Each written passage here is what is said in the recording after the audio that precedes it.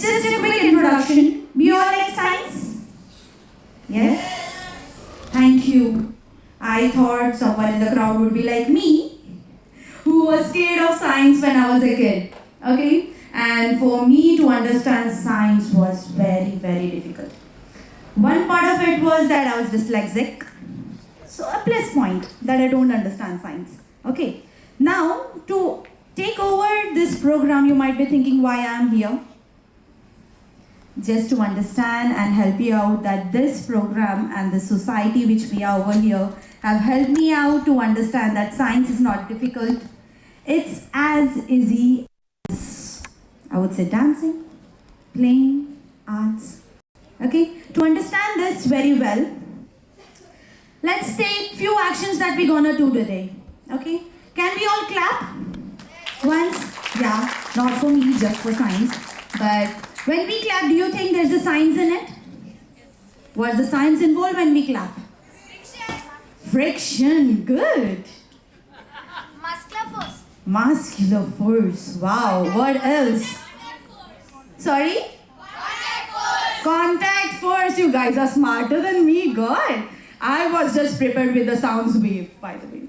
Okay? So we have this many types of science and the concepts which are just involved in the clapping. Now let's go a level up. I'm using a microphone. What are the science involved in microphone? Any?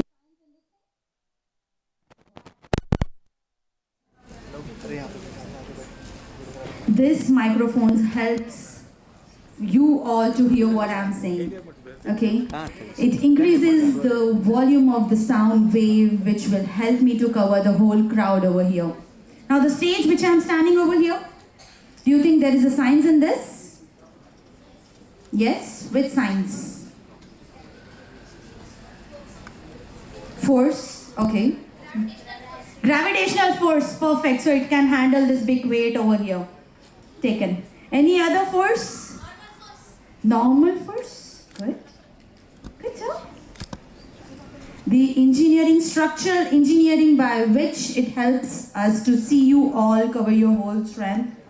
So that you can see me properly, I can see you all well. Right?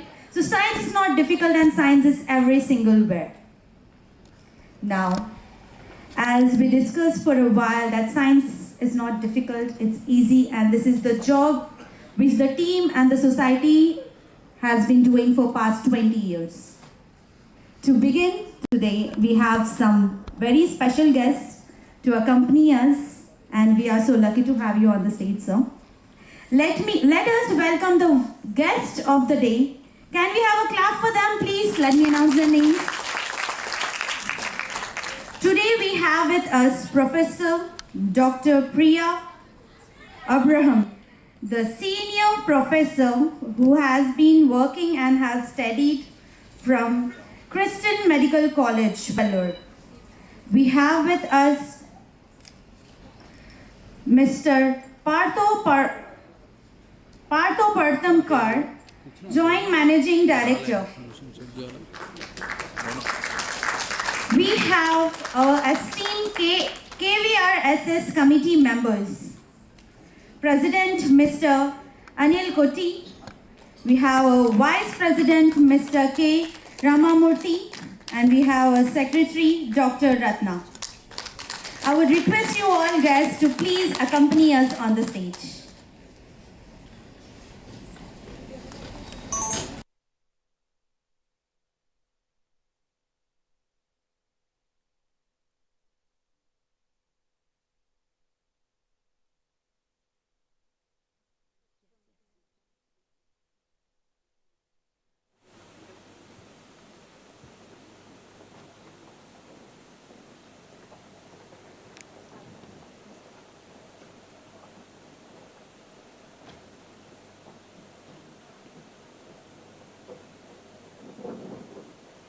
I would request Ms. Kavita to come over here and present a flower bouquet to Professor Dr. Priya Abraham, who is a senior professor in Christian Medical College, Vellore.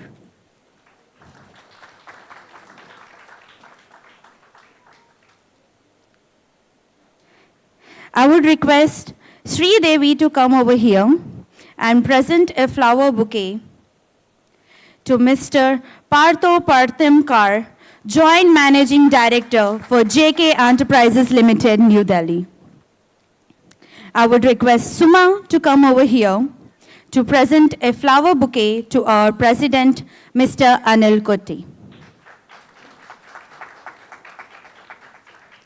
I would request Ms. Somya to come over here and present a flower bouquet to our guest, Vice President, Mr. K. Ramamurthy.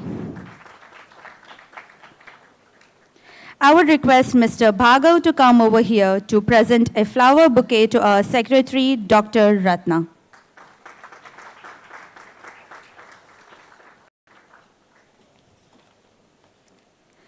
To start the event, we invite the special guest over here. I'm very glad to have you all with us. And to begin this, as a tradition, we will start the event with the prayer to seek the divine blessings. To present the invocation, we have school students from Brahman Talent School, and I would request them to come over here for the invocation.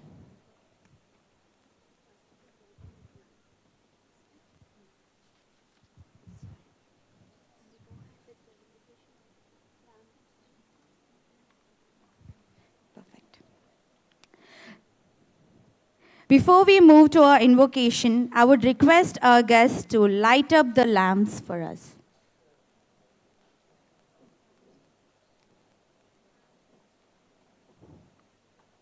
I would request Ms. Janvi to lead this.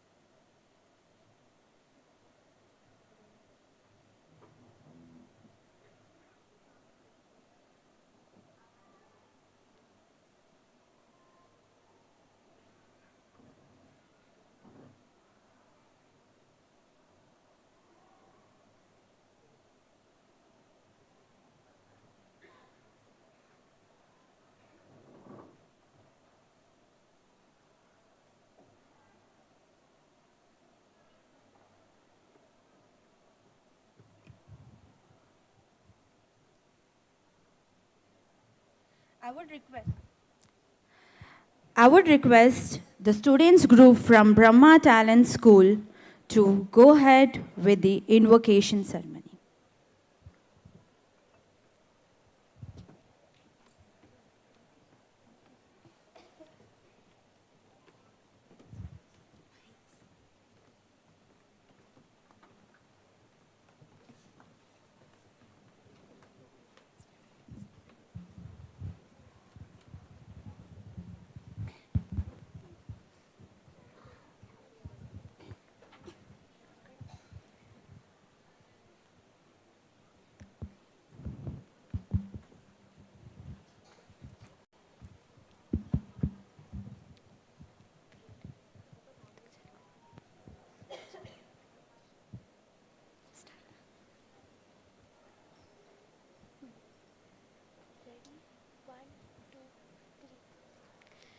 Vinayaka నీ మూర్తికే మా మొదటి ప్రణామం.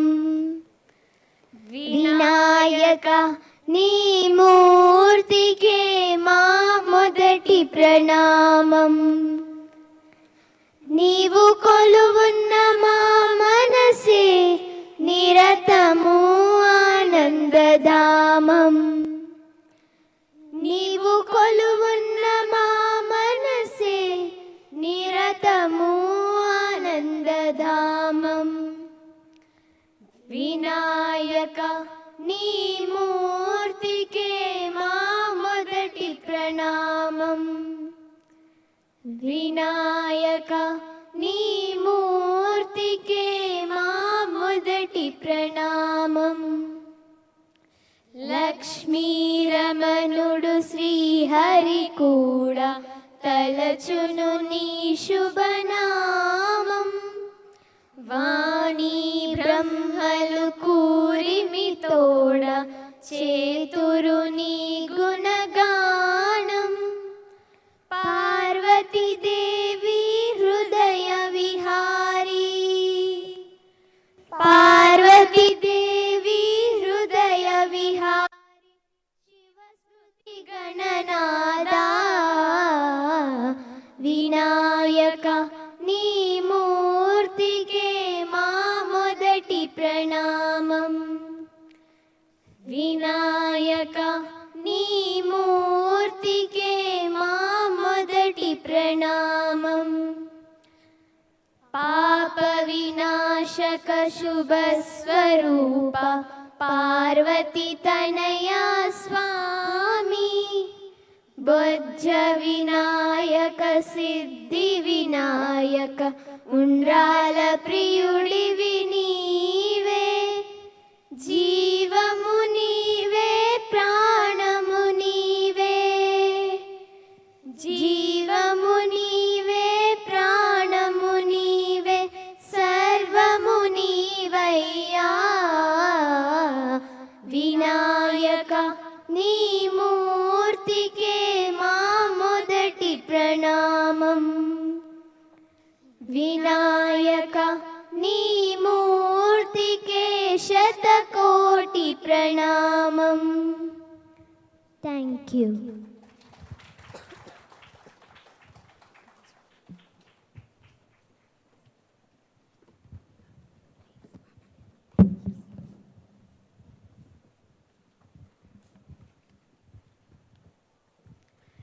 Thank you, children, for starting the proceeding on this auspicious note.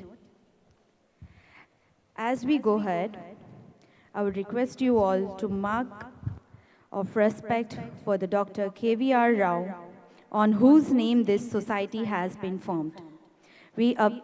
Can we observe a 2-minute silence in his memory? I would request you all to please stand.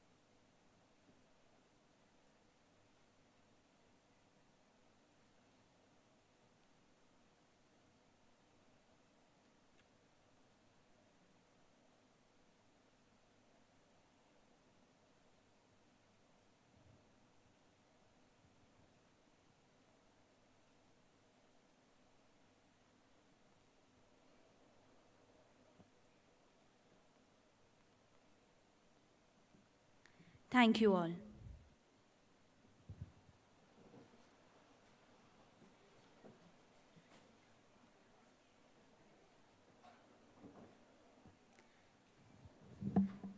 As KVRSS enters 25th year of the service to the science of our scientific research officer, the Miss Somya has composed a poem for all of us.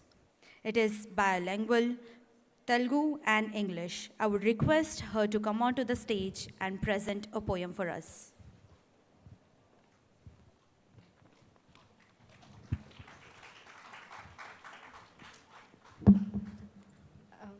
రజతస్రజాం a 25 years garland. Doctor KV Rao గారు విజ్ఞాన శాఖల స్నేహితుడు, విద్యార్థులను ప్రోత్సహించడంలో పురోహితుడు, ప్రతిభను గుర్తించడంలో ద్రోణాచార్యుడు, తాను నేర్చుకునేటప్పుడు అర్జునుడు. తమసోమ జ్యోతిర్గమయ, అజ్ఞానానికి వెలుగు విజ్ఞానమయ. కథలతో పాఠాలు చెప్తాం, కాన్సెప్ట్లతో సైన్స్ నేర్పుతాం, క్విజ్లతో జ్ఞానాన్ని పెంపొందించుతాం, గుర్తింపుతో పిల్లల్ని ప్రోత్సహిస్తాం, ప్రగతికి మార్గదర్శకులు అవుతాం. ఇన్నోవేషన్కి చక్రాలు, ఎంఎస్ఎల్లో మోడల్స్ చాలా రకాలు. రై రై అంటూ సైన్స్ ఆన్ వీల్స్ బండి, గుమ్మానికే సైన్స్ తీసుకొచ్చాం అందరూ రండి. చకచకా తిరిగే ప్రయోగశాల, ఆడుతూ పాడుతూ నేర్చుకుందాం భళా భళా. మాధ్యమాల ఔత్సాహిక ప్రోత్సాహం అభినందనీయం, పూర్వ విద్యార్థుల కృషి వారి భాగస్వామ్యం హర్షణీయం. పాఠశాల నుండి విశ్వవిద్యాలయ స్థాయి వరకు ప్రాచుర్యం, టెక్నాలజీ ద్వారా దేశమంతా విస్తరీణం. కృషి రోజువారీ, తేడా లేకుండా పగలు రాత్రి, పిల్లలు బాటసారి, గురువు దోహదకారి. ఇష్టం పెంచడానికి ప్రతిసారి సంకల్పంతో రజతస్రజాం గమ్యానికి కట్టాము రహదారి.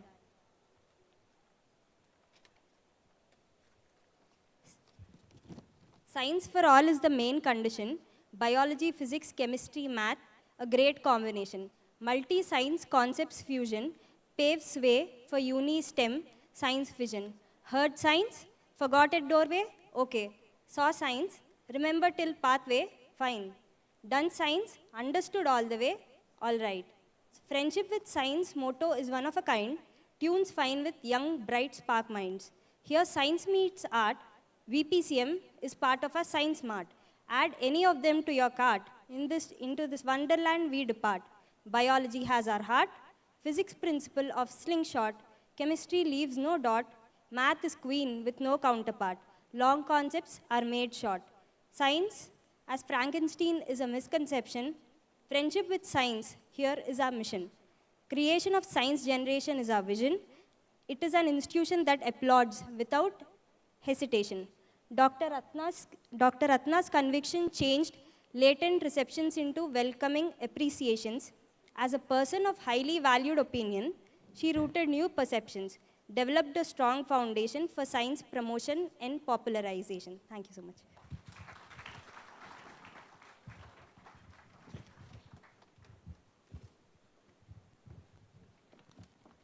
Thank you so much, Thank you so much, Somya, for the poem. To summarize this poem, the poem describes how Dr. KVR Rao integrated multiple science disciplines and the society's mission in recognizing talent and developing the Innovation Center and the on-wheel science to provide direct to schools. The society efforts day in and out to guide students from darkness to light. In her poem, which she describes as Tamasoma Jyotirgamaya, has been a journey of 24 years on the path of Silver Jubilee. Thank you. Now going ahead, now we would like to invite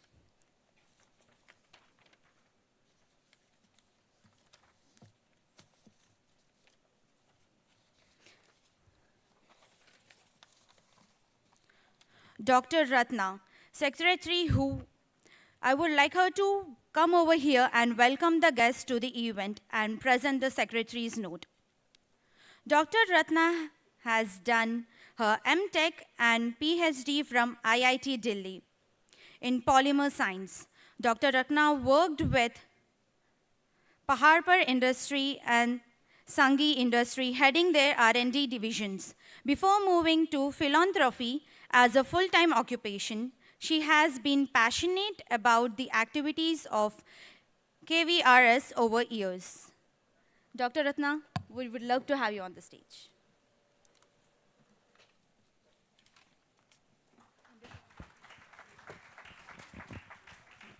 Hello. Yeah. Good evening, one and all. Welcome to this 24th Annual Science Award Ceremony of Dr. KVRSS Scientific Society. Respected scientists, teachers, parents, and students, media, and all the others.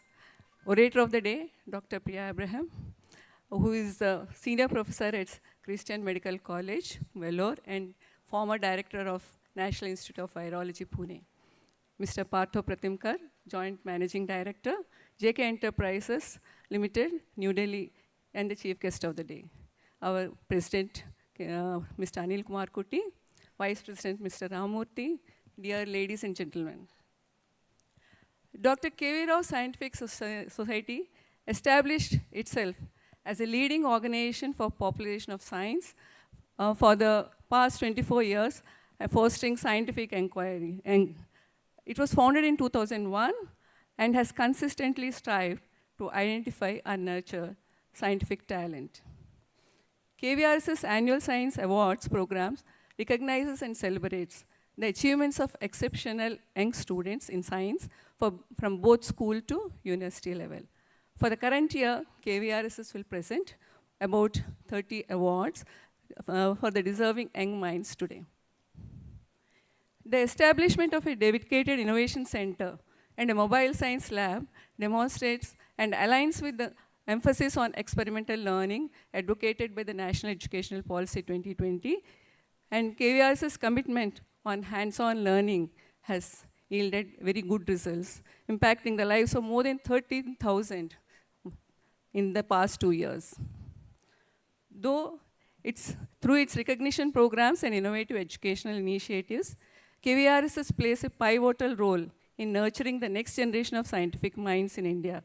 It is my privilege to present a brief report for the year 23-24, all the activities that we have done and the various events that we have conducted. Can we have a short video, please?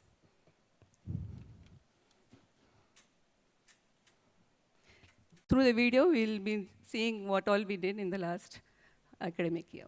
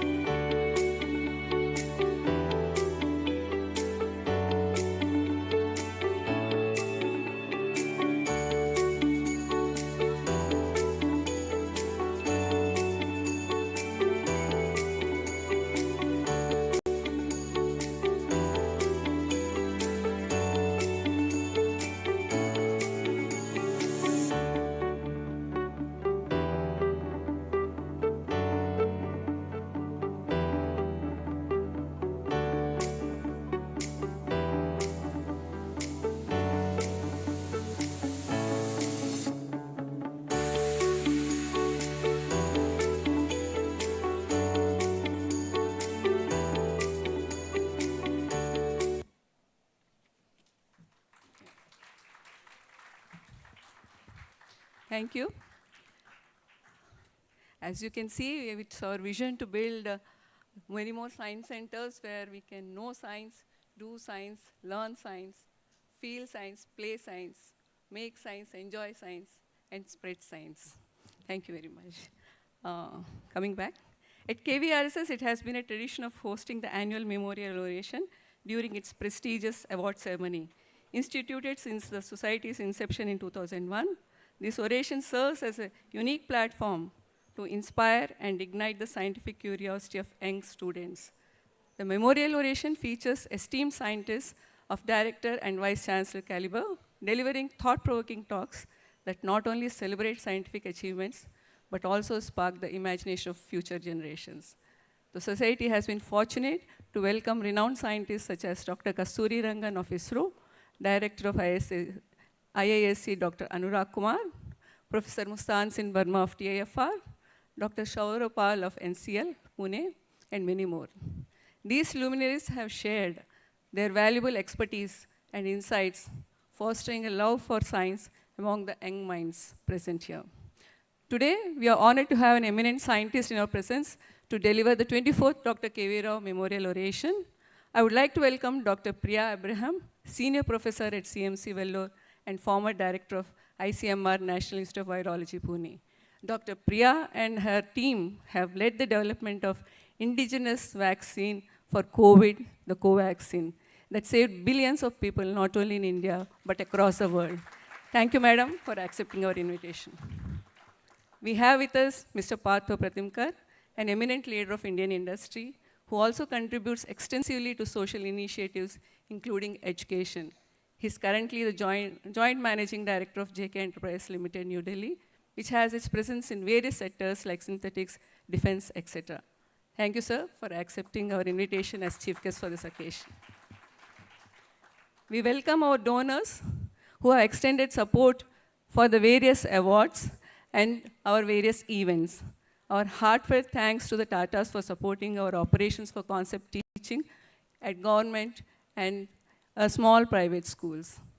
I welcome the technical committee members who have been assisting us and guiding us in the evaluation processes and conduct of our various events. I welcome all the other members of our KVRSS committee for their constant support. We wish to acknowledge the support of all the other senior scientists, teachers, and academicians who have extended their support voluntarily for years, and we all welcome to this event. Apart from this, there have been many others who have been supporting in various ways. So we welcome all of them. Our sincere thanks to them. Please, I extend a warm welcome to all of you. I welcome one and all to this year's program and hope you all enjoy, appreciate, and make this event a success. Thank you very much.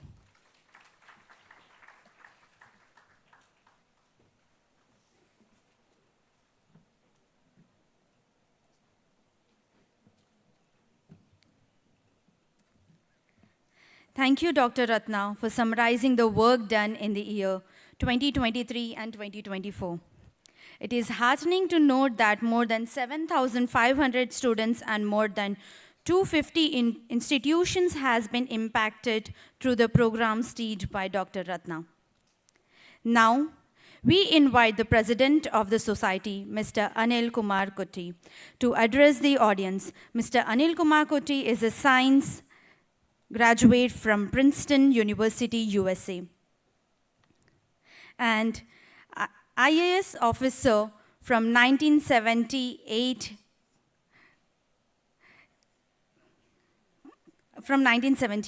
He was a Joint Secretary Minister of Power of Government of India till 2007.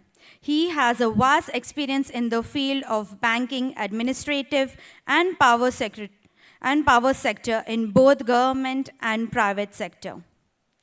He is an avid reader, and with his interest in science and his experience in administration, he has guided KVRSS as president since 2015. The society has spread its wings to pan-India under his able guidance. I request Mr. Anil Kutty to address the audience.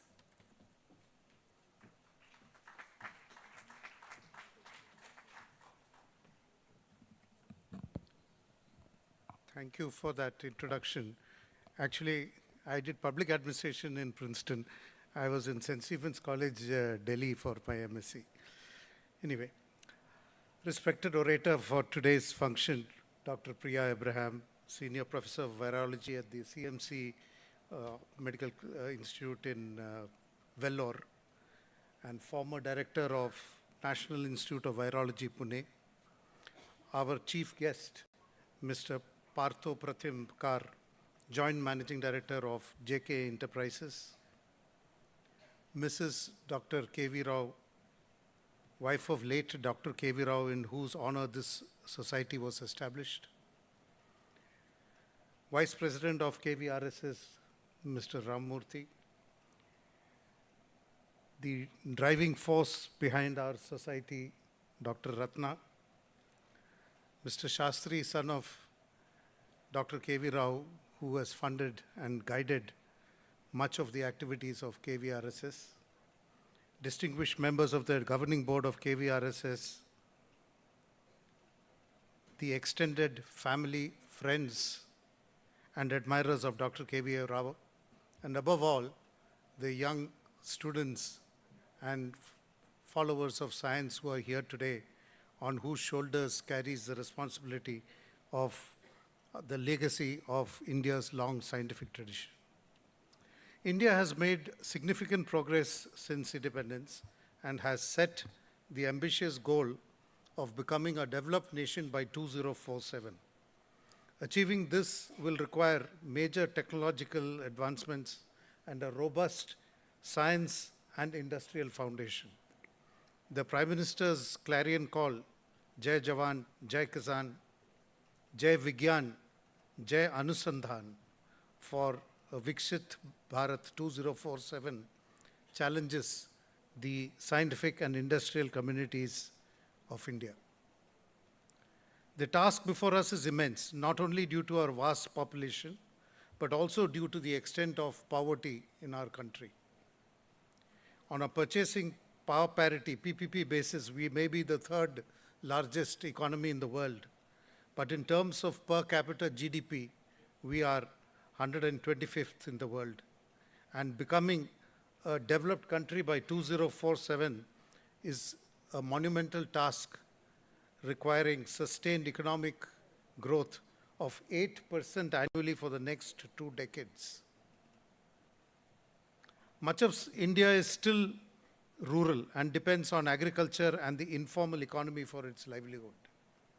World economic history tells us that no country has ever achieved more than 3% growth on a sustained basis solely on agriculture.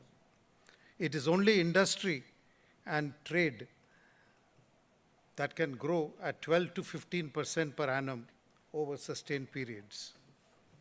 And rapid industrialization is the only way to achieve our goal. Industry, no doubt, has a multiplier effect, creates growth in all segments of the economy, provides employment, and promotes 360 degrees development. This is how Korea, Taiwan, Singapore became developed countries, and China is now on the threshold of joining their ranks. However, this model, based on large foreign direct investment, rapid industrialization, and export-led growth, may not be easily replicable for us given the emerging global trends. I'll just name a few. Climate change and the global response in the form of carbon taxes. We are already branded as the third largest emitter of CO2, even though on per capita basis we are actually among the lowest, but this could inhibit the way in which we energize our entire growth. The Ukraine and the Middle East conflicts and the changing world economic order post-sanctions on Russia. The rise of China and attempts by US and EU to restrict access to critical technology and develop their own industries, particularly in high-tech areas within their own boundaries. The technological challenges posed by advancements in artificial intelligence and quantum computing. Threats to public health, the emergence of COVID-19, which reminded us that we are all mortals, subject to epidemics and pandemics, about which I'm sure you're all anxious to hear from our esteemed orator today. In these fast-changing times, India will no doubt chart her own path, and I'm confident that Niti Aayog and various wings of government are hard at work. Whatever the strategy, it will have to be ultimately built on a robust base of science, technology, and industry. The basic building blocks for achieving our objectives are in place. For instance, we have a new comprehensive educational policy, and we were indeed very fortunate to have Dr. Kasturi Rangan, the chairman of the Policy Framing Committee for the new education policy, as our orator for 2021. While the policy is being rolled out, we need to remind ourselves the tasks ahead of us. Just to give a small statistic, in 2022, the ACER Annual Status of Education Report compiled by the Prathim Foundation found that only 25% of the children in class 5 could carry out a simple mathematical division. And just over 40% of children in class 5 could read a class 2 text.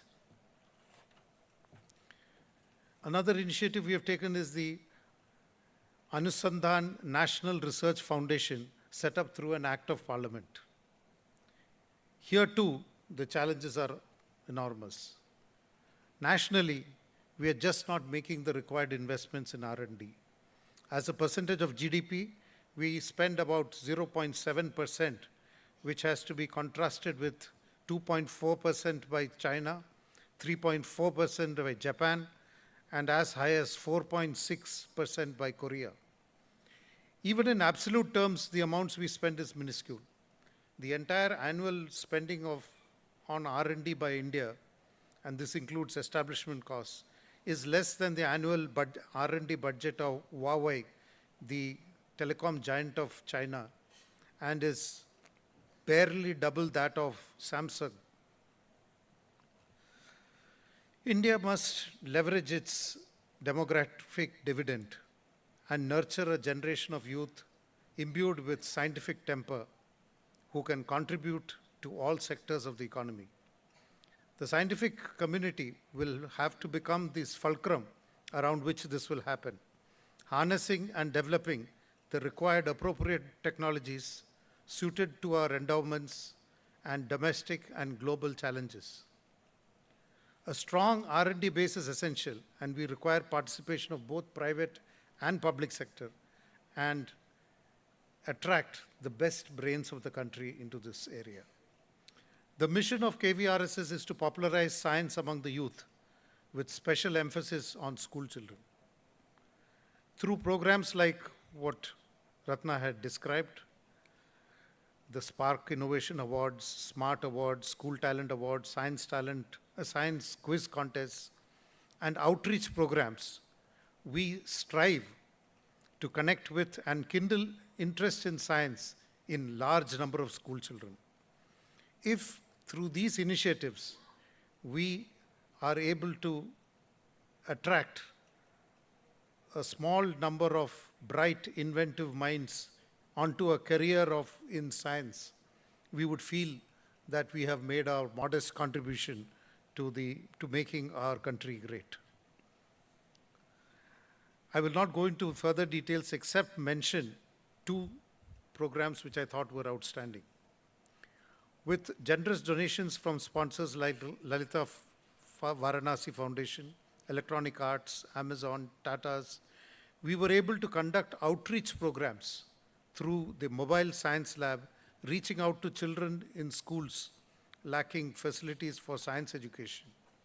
Through these programs and efforts of NGOs like Beyond Reach, Reach Beyond, we were able to attract a large and host a large number of underprivileged children at our well-equipped Science Innovation Center, strategically located in the center of Hyderabad near a metro station.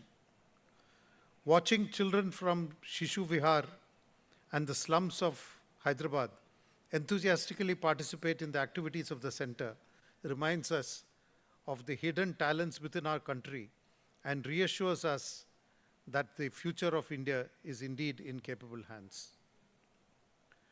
We are indeed fortunate to have in our midst today a scientist who's one of the foremost virologists in the world. Dr. Priya Abraham was instrumental not only in detecting and identifying the outbreak of the COVID-19 virus in India, but also develop affordable RT-PCR tests for easy detection of the virus, which ultimately formed the backbone of our fight against the pandemic.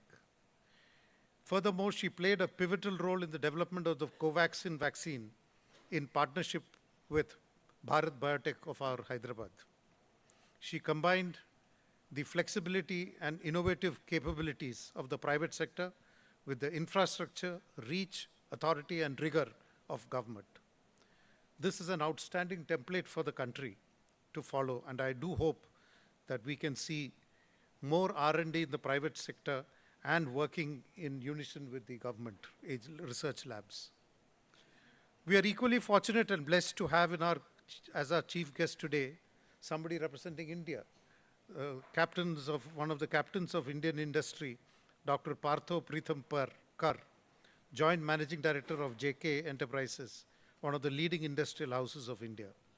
I'm sure he will share with us his insights into the technical prowess of his company and the role that industry will play in realizing our vision of Viksit Bharat 2047. We look forward to another year of activities with the continued support and engagement of all our stakeholders. Thank you. Sorry for taking so much of your time. Thank you, Mr. Kuti, for your inspiring words. India is definitely on its way to becoming a global leader. We are sure that the society under your able leadership has benefited many students and will benefit many more in the future to take forward many more initiatives and reach higher goals. I now invite the Vice President of KVRSS, Mr. Ram Murthy, to address the audience. Mr. Ram Murthy is an MTech from IIT Kharagpur and a telecom professional. He is the eldest son of Dr. KV Rao. He has extended his support to the activities of KVRSS right from the time of its formation.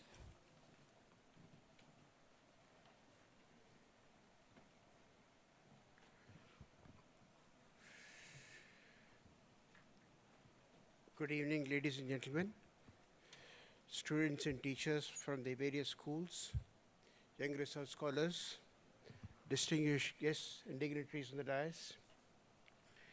We are honored to have a distinguished guest orator of the evening, Dr. Priya Abraham, senior professor from CMC Vellore, who has many significant accomplishments to her credit, including her major role in isolating the SARS-CoV virus and her subsequent work on the indigenous development of the COVID vaccine. We are indeed privileged to have Mr. Partho Pratim Kar as our chief guest. Mr. Kar is a renowned business leader and currently the Joint Managing Director of JK Enterprises, New Delhi. Today's annual day function marks the beginning of our Silver Jubilee celebrations. It's a significant milestone in our journey. As we look back, we crossed many challenges, achieved significant progress in spreading science, and gradually expanded our geographical reach from serving the Hyderabad region to a pan-India footprint. I vividly remember my father, Dr. KV Rao, attending the first oration lecture in March 2001 after the society was formed. Incidentally, the first oration lecture was held on his birthday, March 21st. The society began its journey by instituting a research award in chemistry.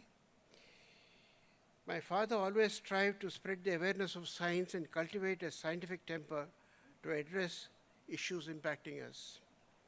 From a humble beginning, KVRSS has significantly expanded its activities to include all basic science streams. The society has numerous activities and programs for the school children to spread awareness, encourage talent and innovation in science. Our society awards young scientists from research labs and universities, and this has been our flagship program since the society's inception. The eligibility for this program is any scientist under 30 years. As we worked with the schools, we found there's a critical need to impart practical lab training, as many schools in the private and government sector lack the infrastructure or the teaching staff to impart practical hands-on training to students. With the setup of the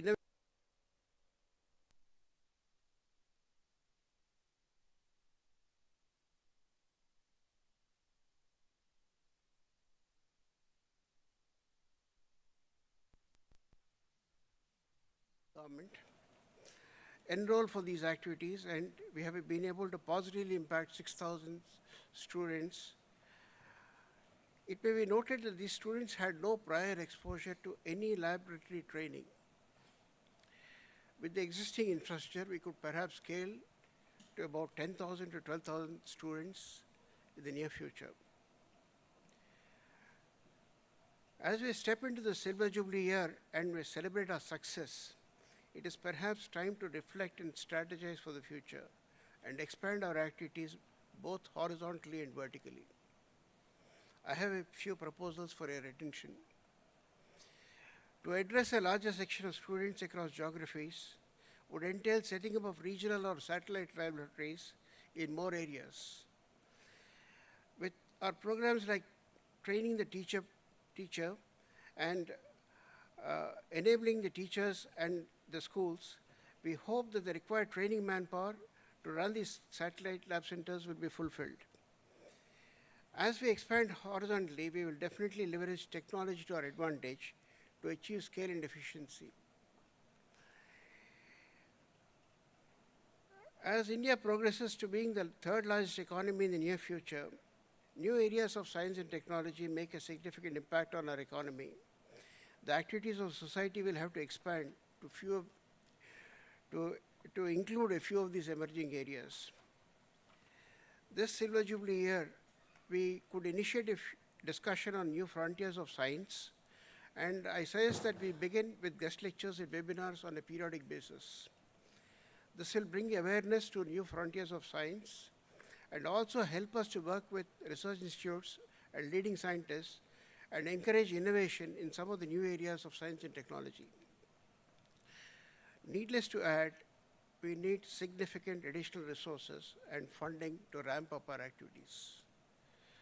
In the initial years, the society was funded by the family of Dr. Rao and a few of his close friends. We have been very fortunate to have generous donors who have helped us with financial contributions to set up the Innovation Center and the mobile laboratory. Also, the School Talent Award and Smart Innovation Award for school students are now sponsored by generous donors. We request you to actively consider contributing in terms of sponsoring some of our events and awards or fund a large initiative. Any contribution, big or small, is valuable. While we thank you for helping us in our journey, we need your continued support, and as we expand our activities in the coming years, funding these initiatives by individuals and corporate entities will help us and encourage us to do more. The guidance of scientists and professors is invaluable as we foray in these new areas. We are ever indebted to the scientists from the industry and universities who have immensely helped us by their active participation in our various programs. We look forward to their guidance and help from this expert guidance from this community. I fervently appeal to the industry and individuals to generate and contribute both financially and lend your time and expertise to help us navigate the future. We thank you for your support and look forward to working with you for a better tomorrow. Thank you once again.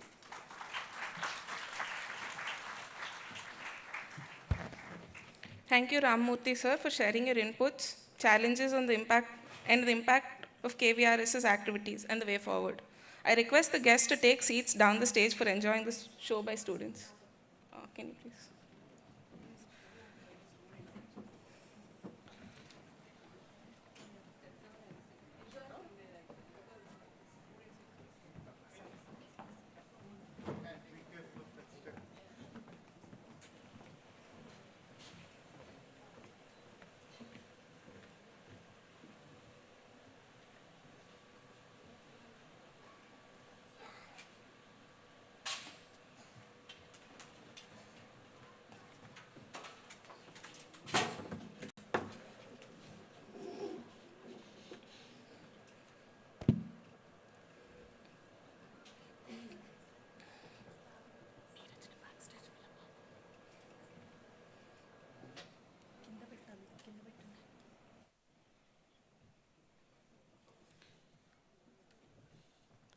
The first 20 years have been devoted by KVRSS to spotting talent and awarding worthy students from researchers to school students.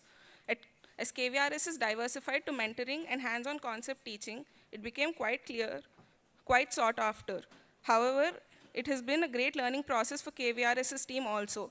The ground reality that many students fear science and math needed to be addressed by making learning of these subjects a fun activity too. It resulted in developing interactive tools to create excitement in the learning process through puzzles, crosswords, games, quizzes, skits, and art. To showcase the learning that the students acquire from these facilities, we have with us students from 2 schools to present science from different perspectives. 2 presentations have been developed by our scientific resource team, led by Ms. Janvi and supported by the KVRSS team. Over to Janvi for the presentation, Symphony of Science.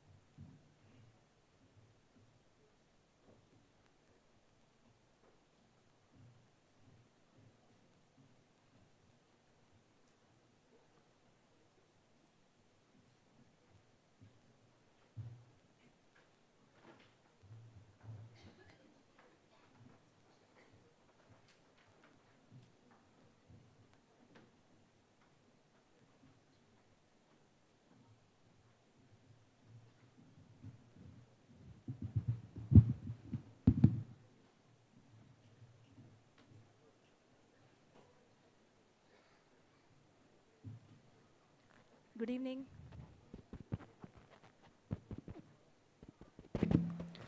Good evening, ladies and gentlemen. The first presentation is a show titled Scientists on the Ramp. Over to Ms. Ania Khan of Daksha School, Hyderabad, for conducting the event. Ladies and gentlemen, boys and girls, welcome to the most electrifying and fashion-forward event of the year, Scientists on the Ramp. Our talented students are ready to dazzle you with their creativity and scientific flair as they step onto the ramp dressed as the most stylish scientists you've ever seen. So get ready to be amazed. Show your appreciation for our future scientists. Let's get started. Music, please.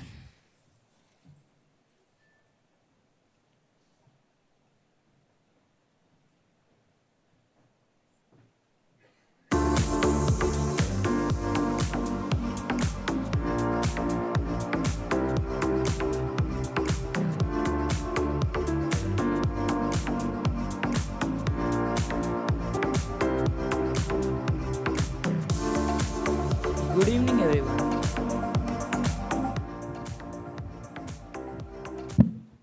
Good evening, everyone.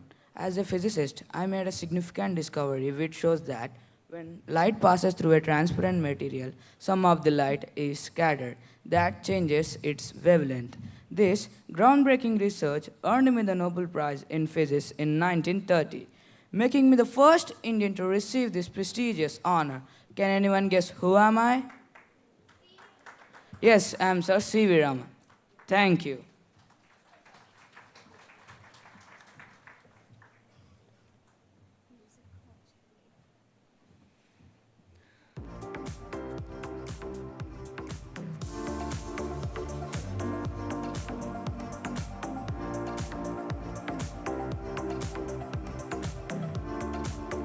Good evening, everyone. I'm proudly known as Dr. Tessie Thomas, the Missile Woman of India.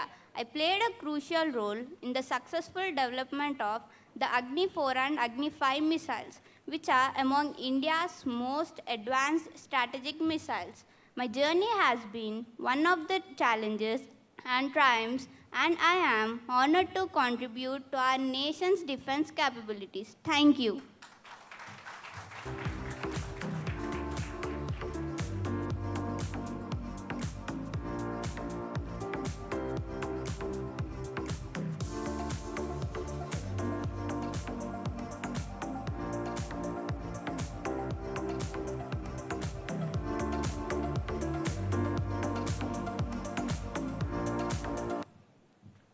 evening, everyone. I'm called the father of Green Revolution.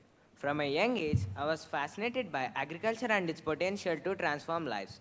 I played a pivotal role in helping India achieve self-reliance in agriculture during challenging times. Recently, I was conferred with the prestigious Bharat Ratna. Can anybody guess who am I? Yes, I am Dr. M.S. Swaminathan. Thank you.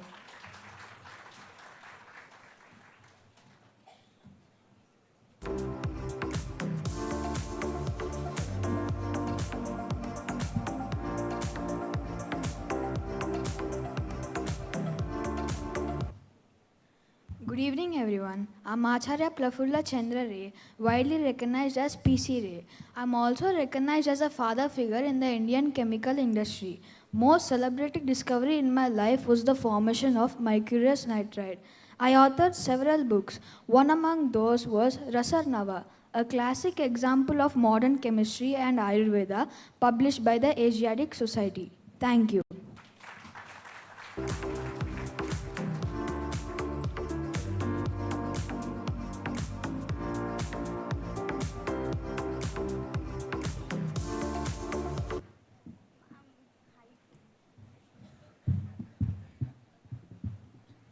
Good evening, everyone. I'm the human computer. Throughout my life, I showcased my mathematical talent through various demonstrations and performances worldwide.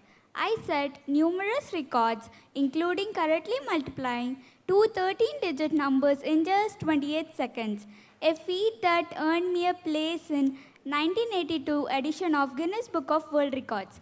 Recently, a movie has been released on my name. Can anyone guess who am I? Yes, I'm Shakuntala Devi. Thank you.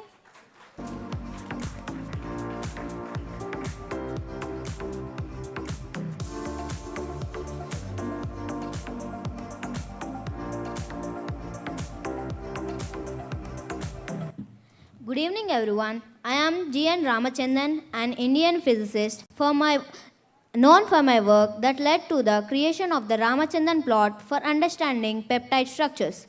I was first to propose a triple helical model for the structure of collagen. I was elected as a Fellow of Royal Society of London in 1977.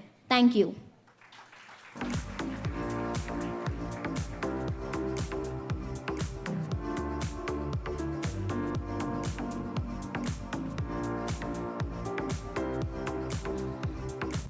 Good evening, everybody. I'm Srinivasa Ramanujan, a renowned mathematician. From a young age, I had an exceptional aptitude for mathematics and made groundbreaking contributions to the field. Despite having no formal training in mathematics beyond basic schooling, my work focused on number theory, infinite series, and continued fractions. December 22nd was declared as National Mathematics Day, and a biographical film was also made based on my life. Thank you.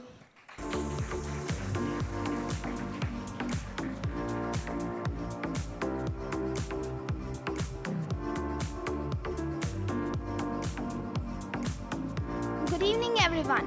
I'm the Indian scientist, always on a mission to protect you all from those pesky viruses. In 2019, my team and I detected the first cases of SARS-CoV-2 in the country, partnered with industry to make India's indigenous COVID-19 vaccine. You might recognize my story from the Vaccine War movie, where my role shows how we fought back against COVID-19. Any guesses on who am I? Yes, I'm Priya Abraham. Thank you all.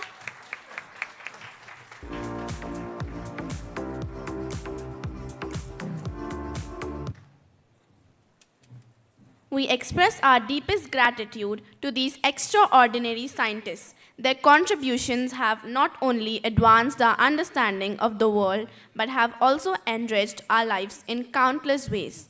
Let us celebrate their achievements and continue to be inspired by their dedication and brilliance. Thank you.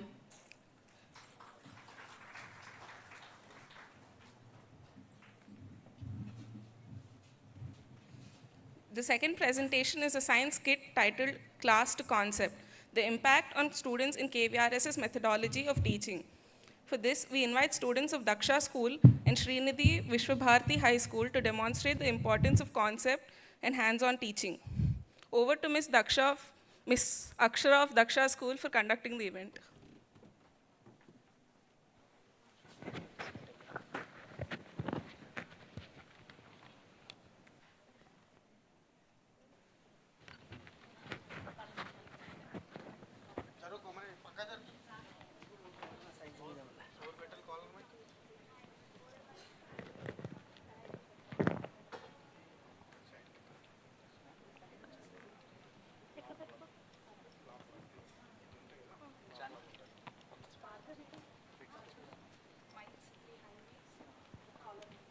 The students are actually getting ready. They were all part of the scientists on the ramp show as well. Just a couple of minutes.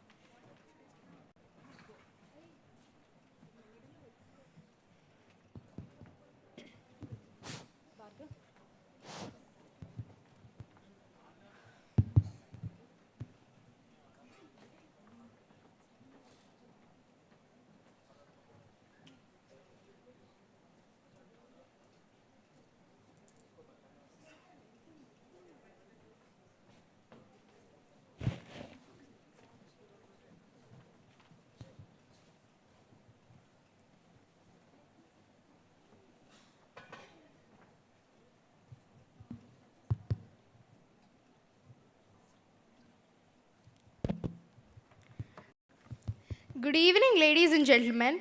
Welcome to our exciting science kit. Today, we're going to take you on a journey through the amazing world of science. Before getting along with this kit, we would like to play a small video from the movie Three Idiots. Video snippet, please. Machine का definition बोलो. Sir, a machine is anything that reduces human effort, sir. Will you please elaborate? Sir हर वो चीज़ जो इंसान का काम आसान करे या वक्त बचाए वो मशीन है सर. गर्मी लग रही है, बटन दबाया, हवा चालू, फैन, मशीन है सर. मीलों दूर आप अपने दोस्त के साथ बात कर सकते हैं, टेलीफोन, मशीन है सर. करोड़ों का हिसाब चुटकी में करता है, कैलकुलेटर, मशीन है सर. सर एक्चुअली हम मशीनों से घिरे हुए हैं सर. Definition क्या है? सर वही तो बता रहा हूँ sir. Idiot. Anybody else? Yes. Sir, machines are any combination of bodies so connected that their relative motions are constrained, and by which means force and motion may be transmitted and modified as a screw in its nut, or a lever arranged to turn about a fulcrum, or a pulley about its pivot, etc. Especially a construction more or less complex, consisting of a combination of moving parts or simple mechanical elements as wheels, levers, cams, etc. Perfect. Please sit down. From the video, it is observed that Rancho's character, that is performed by Amir Khan, shows that he not only knows what a machine is, but can also explain it in simple terms, making it accessible to others. This highlights the importance of comprehending and being able to apply knowledge practically. Chatur's answer, although accurate, lacks personal understanding and insight. He memorizes information to score well in exams without truly grasping the concept. The message here is that true education is not about memorizing definitions and facts, but about understanding the concepts and being able to apply them in practical and meaningful ways. Today, students from Daksha and Srinidhi School will showcase a small skit that emphasizes conceptual, activity-based learning that is taught at Dr. KVRSS Scientific Society. Let's begin the show. Welcome to our KVRSS classroom. Let's see what the students in the class are doing. Hey, wow, see the microscope here. I can see something on my hand. Hey, move. Let me see. You too move. Let me see.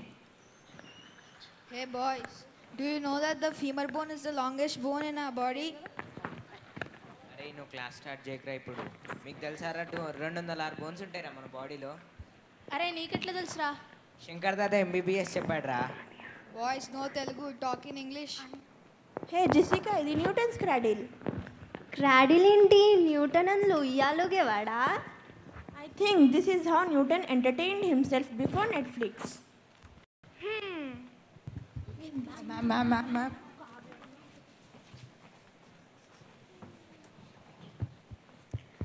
I see. You have found Newton's cradle. Who wants to explain how it works? Yes, ma'am. It tells about how energy and momentum are transferred. Not bad. Come, let's begin today's class. Have I ever told you about the time I tried to balance on one foot while brushing my teeth? I ended up with toothpaste on my nose. Balancing is not just tricky. It is also funny when it goes wrong. Today, we are going to figure out why. Balancing is all about practice and finding your center. Okay, Daksha, why don't you try balancing this ruler on your finger?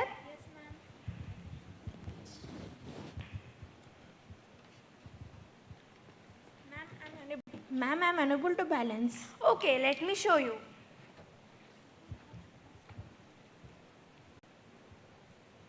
See, I'm able to balance this ruler on my finger.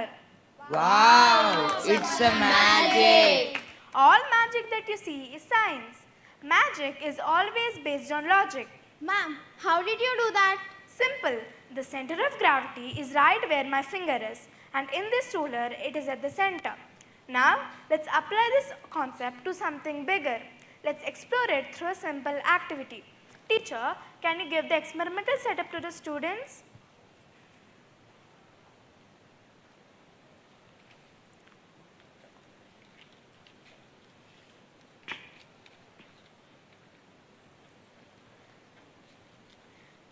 Now, build a pyramid using the glasses given to you. Yes, ma'am. We will try.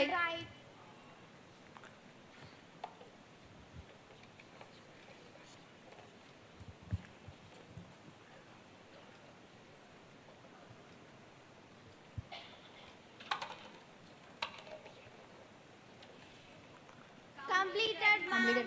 Now, reverse the pyramid and see that all the glasses should balance on one single glass.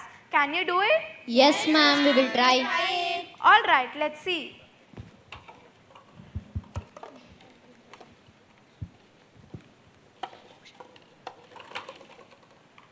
Looks like you all need a little help. Watch closely as our teacher demonstrates. Teacher, can you help the students, please?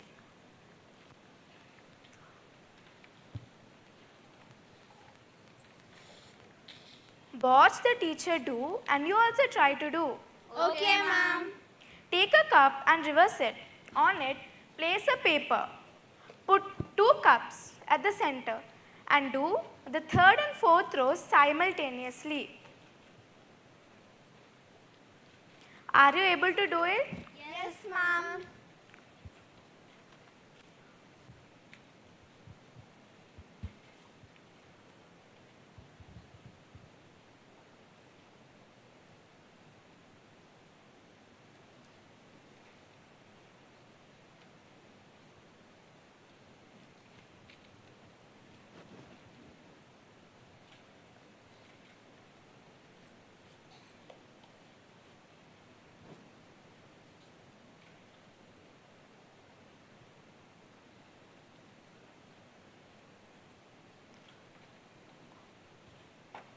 Wow, it's a magic.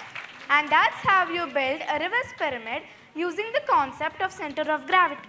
The center of gravity is a point in an object where the distribution of weight is equal from all directions. Hope you all understood the concept of center of gravity. Yes, ma'am. It's very clear. Thank you, ma'am, for explaining the concept practically. Thank you all for your active participation.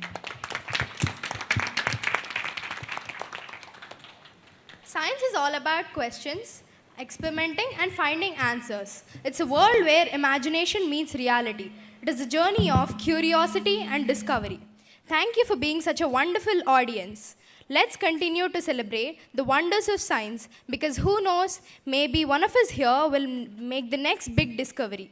A big thank you to our dedicated teachers, supportive parents, and of course our talented students for making this show possible.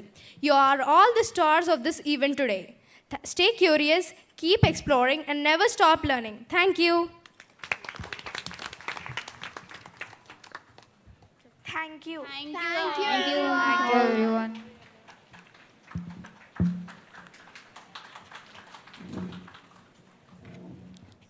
Thank you, dear students. Let's give a big round of applause to our amazing performers. As it is rightly mentioned by one of our students, the true education is not about memorizing definitions and facts, but about understanding concepts and being able to apply them in practical and meaningful ways. We made an effort to emphasize the same through our skit today. As a teacher, from my experience at KVRSS, I have observed that students remember more when they learn by doing. When students are actively involved in the learning process, they are more likely to retain information and develop a deeper understanding of the concepts. Activities that require students to solve problems or think critically help them develop these essential skills. These skills are crucial for their future academic and professional success. I wish to take a moment to express my sincere gratitude to all the teachers and principals of Daksha and Srinidhi School who have been incredibly supportive in making this skit a beautiful one. Thank you, everyone.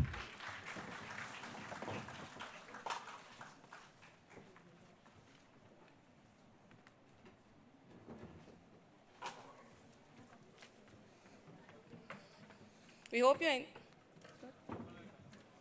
hope you enjoyed the sessions. Now we'll have the annual memorial oration. Each year, KVRSS invites an eminent scientist to deliver the Dr. K.V. Rao Memorial Oration at the annual awards function. The talk is aimed to motivate young children and all the awardees in their quest for excellence and for creating interest and awareness in sciences. This year, we are extremely privileged to have a very distinguished scientist, Dr. Priya Abraham, Senior Professor, Clinical Virology, Christian Medical College, Vellore, and former Director, National Institute of Virology, Pune, to present the 24th Annual Memorial Oration. She championed the development of India's indigenous vaccine for COVID, and it is largely thanks to the group of scientists who worked under her able leadership that we are able to gather for events like this today. Our society wishes to express its sincere thanks to Dr. Priya Abraham for accepting to deliver the 24th Dr. KV Rao annual memorial oration. Dr. Priya Abraham completed her MBBS, MD, and PhD from CMC Vellore. She headed the Department of Clinical Virology earlier and held positions of Deputy Director and Associate Director of CMC Vellore. In 2019, she took over as Director of ICMR, National Institute of Virology at Pune, at just 2 months before the COVID-19 pandemic struck. Back in CMC Vellore, she is part of several national and international committees. Her areas of interest include viruses causing human infections, particularly oncogenic cancer-causing viruses, and management of especially high-risk immunosuppressed patients. She was involved in the nation's first evaluation of the indigenous hepatitis B vaccine in 1995, after which India became self-reliant for this vaccine. She contributed to the cervical cancer screening in the country. Her team dedicated the first cases of SARS-CoV-2 in the country, visualized the virus under the electron microscope, isolated the virus, developed the serological assays, and partnered with the industry to make India's indigenous COVID-19 vaccine. She and her team worked on other outbreaks such as Zika, avian flu, Nipah, and monkeypox in different parts of the country. She has received funding support from various Indian and international research agencies, has served as an expert in WHO expert committees. She is a fellow of the Royal College of Physicians and Royal College of Pathologists. Dr. Priya was conferred with Janani Award for Medical Research Leadership, J.C. Bose Award for Indian Science Monitor, India Today Powerful Women in Business Award, PRSI National Award, Pride of India Award for Brave Corona Fight, and many more. Recently, she has been elected as a fellow of the Indian National Science Academy.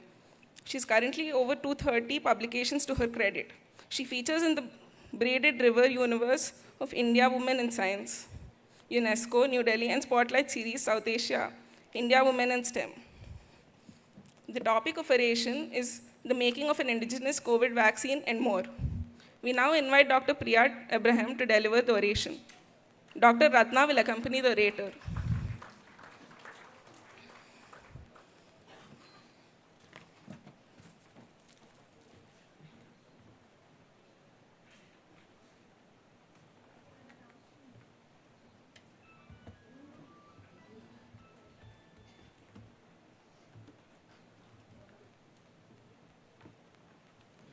Over to Dr. Priya Abraham.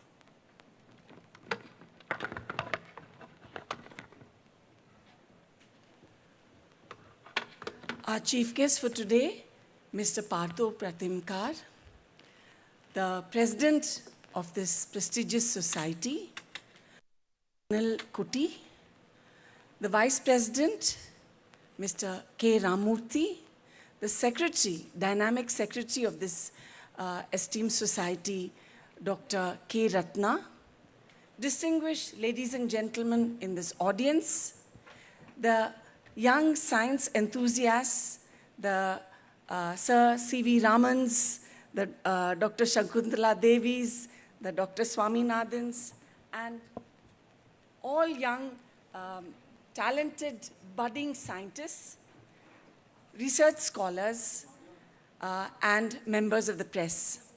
It is truly my privilege, and I have been really enriched earlier in the day where I could spend some time with Dr.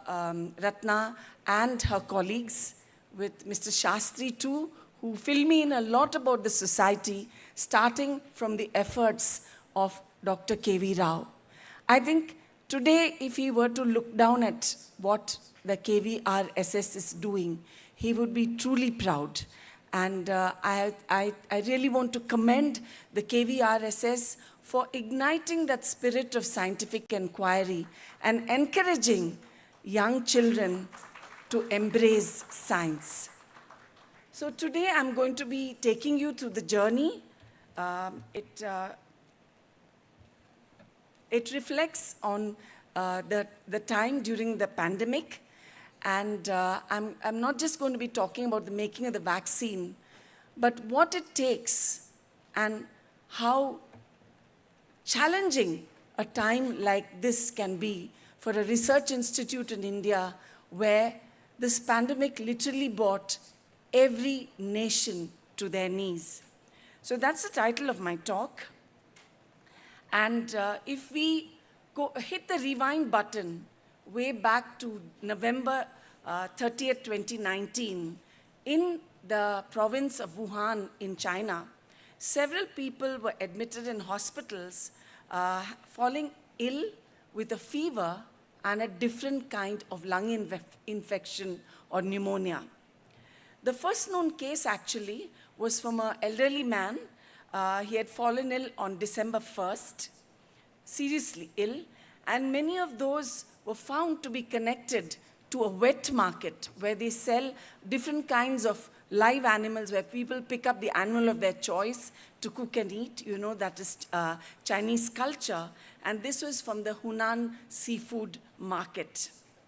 And finally, by the end of the year, in December, China knew they were facing a problem, and they informed the Chinese health authorities and WHO that they were indeed in the face of a novel, unique pneumonia and probably coronavirus. So very far away, sitting in the western city of Pune in Maharashtra, I had just taken over as director. I sat together with my esteemed scientific colleagues, and we were watching how this news was developing, and we said, hey, are we going to be in business? So we started with, I got the doctors, the physician scientists in my group to put together a case report form, because you need to record what are these, the symptoms people are coming with, and therefore get them to be referred to hospitals from where samples should come to us to screen for this novel virus. And I also asked my esteemed laboratory scientists to put together a RT-PCR that could possibly detect this new emerging agent. Now, luckily for me, these colleagues have helped with the previous pandemic. Does anybody remember the previous pandemic in 2009? Not Nipah, H1N1. It's an influenza virus. So this same laboratory had battled this. So they put together an RT-PCR using the connections that our lab had with WHO. And very soon, we had put together, this is just an introduction to the virus. You can see on the right of your screen the RNA of the virus. And when we say RT-PCR, real-time PCR, we are actually looking for the RNA of the virus. And here are the typical spikes of the virus, which I will introduce to in a little while. So we put together this RT-PCR, which is a way of magnifying or amplifying the amount of nucleic acid or RNA of the virus. And it actually was put into a very cute little kit that was the size of a large matchbox. And we sent it out to different labs in the country. Now, the government of India has got a very nice network known as the Virus Research Diagnostic Laboratories, which are scattered, as you can see, all over the country. And what we did is, we couldn't scale up so quickly. So what we did is, these kits were sent to the laboratories that were closest to the major airports. Because, this is how a virus can come in from China. It has to be imported. So we trained and geared the laboratories that were closest to major to airports, and then expanded to the rest of the country. These are images of scientists and technicians putting together what makes up that kit by which you can detect the virus, and also put in controls. How do you know your kit is working? You need to have samples that are known to behave in a particular manner, positive or negative. So there they are putting in the controls. And then we went into a massive exercise. The lockdown had begun, yet the government wanted us to send out hundreds and thousands of kits to different parts of the country. Everything had shut down, but the Civil Aviation Ministry, the UDAN services, the the Highways Authority of India, all of them chipped in. And these are images of people throwing in dry ice into the boxes in your upper left corner of the screen, and then packaging the reagents, whether it was the first flight out of Pune or the last flight out of Pune. These kits were sent out to different parts of the country, and we sent out 64 lakh RT-PCR reactions to the length and breadth of the country despite the lockdown. Now, when we send material to other labs, there may be fledgling labs, new labs, or there may be experienced labs. But what we need to send has to meet the bar of quality. So I told my colleagues, let us get our kit assessed by the WHO. So we got ourselves assessed by the WHO, and this is actually an image of us getting a 100% score. So that gave us the confidence that when you're sending out hundreds and thousands of kits to the length and breadth of the country, what you're sending is not substandard. Within 12 days of us seeing the first cases that we reported on Jan 30th of 2020, and you can imagine after that hell broke loose, we went on to try and look for the virus. So on Feb 12th or so, we saw the virus under the electron microscope. All of you know an electron microscope uses electron beams, not light beams, to magnify the object of interest. And so it can be magnified 100 or 300,000 times more than the size of the object. And we saw under the electron microscope this structure. And can you see on its edges, can you see those protrusions? Those are the spikes of the coronavirus, and which I showed you earlier in an artist's schematic picture. And those spikes are like the rays of the sun, and that's how it's got its name, coronavirus. Another origin is also, it looks like the spikes of a crown, a king's crown. And another explanation for why this virus with spikes sticking out is called a coronavirus. By May, June of 2020, few months after we were testing vigorously in the government sector and also allowing private labs who had been certified to start testing, we realized that we were running out of reagents, not only in India, but the world over. We couldn't source reagents. That's when Indian companies came forward with their own RT-PCR, and our job was to see whether they met the standard, and if they were substandard, we helped them to improve their product. And that's how India could actually manage testing the several millions and crores of Indian subjects in our country. So this was the first delving into Atmanirbharta, where we become self-sufficient, not needing Western kits. We started making our own personal protective gear, the masks, the protective gowns that you might have seen people wearing. Earlier, this would all come from China, but we started making our own, not NIV, but India started making its own, and that's how India responded to the stress of the pandemic. So this is just an image where we certified some Made in India kits, making us self-sufficient, and then we went on to sequence the entire new RNA of this virus. You know, when you think of RNA and DNA, think of it as a necklace with numerous beads of different colors. but the sequence and the arrangement of those beads gives the genetic information about that virus, whether it's a coronavirus or an HIV virus or an influenza virus. It is unique to the virus. And viruses keep changing. Why do they keep mutating? Because they want to avoid the immune response that we produce against the virus. It just wants to survive. So when our body puts up an immune response or a biological fight against the virus, it will keep mutating. So very early in the pandemic, this feathered structure is about 500 odd whole genome sequences of the coronavirus in early 2020. And the two arrows denote India's first sequences that came out from the National Institute of Virology. Today, we have more than 530 million sequences that are up there in the public domain. The whole world is sequencing the virus. This is a unique picture.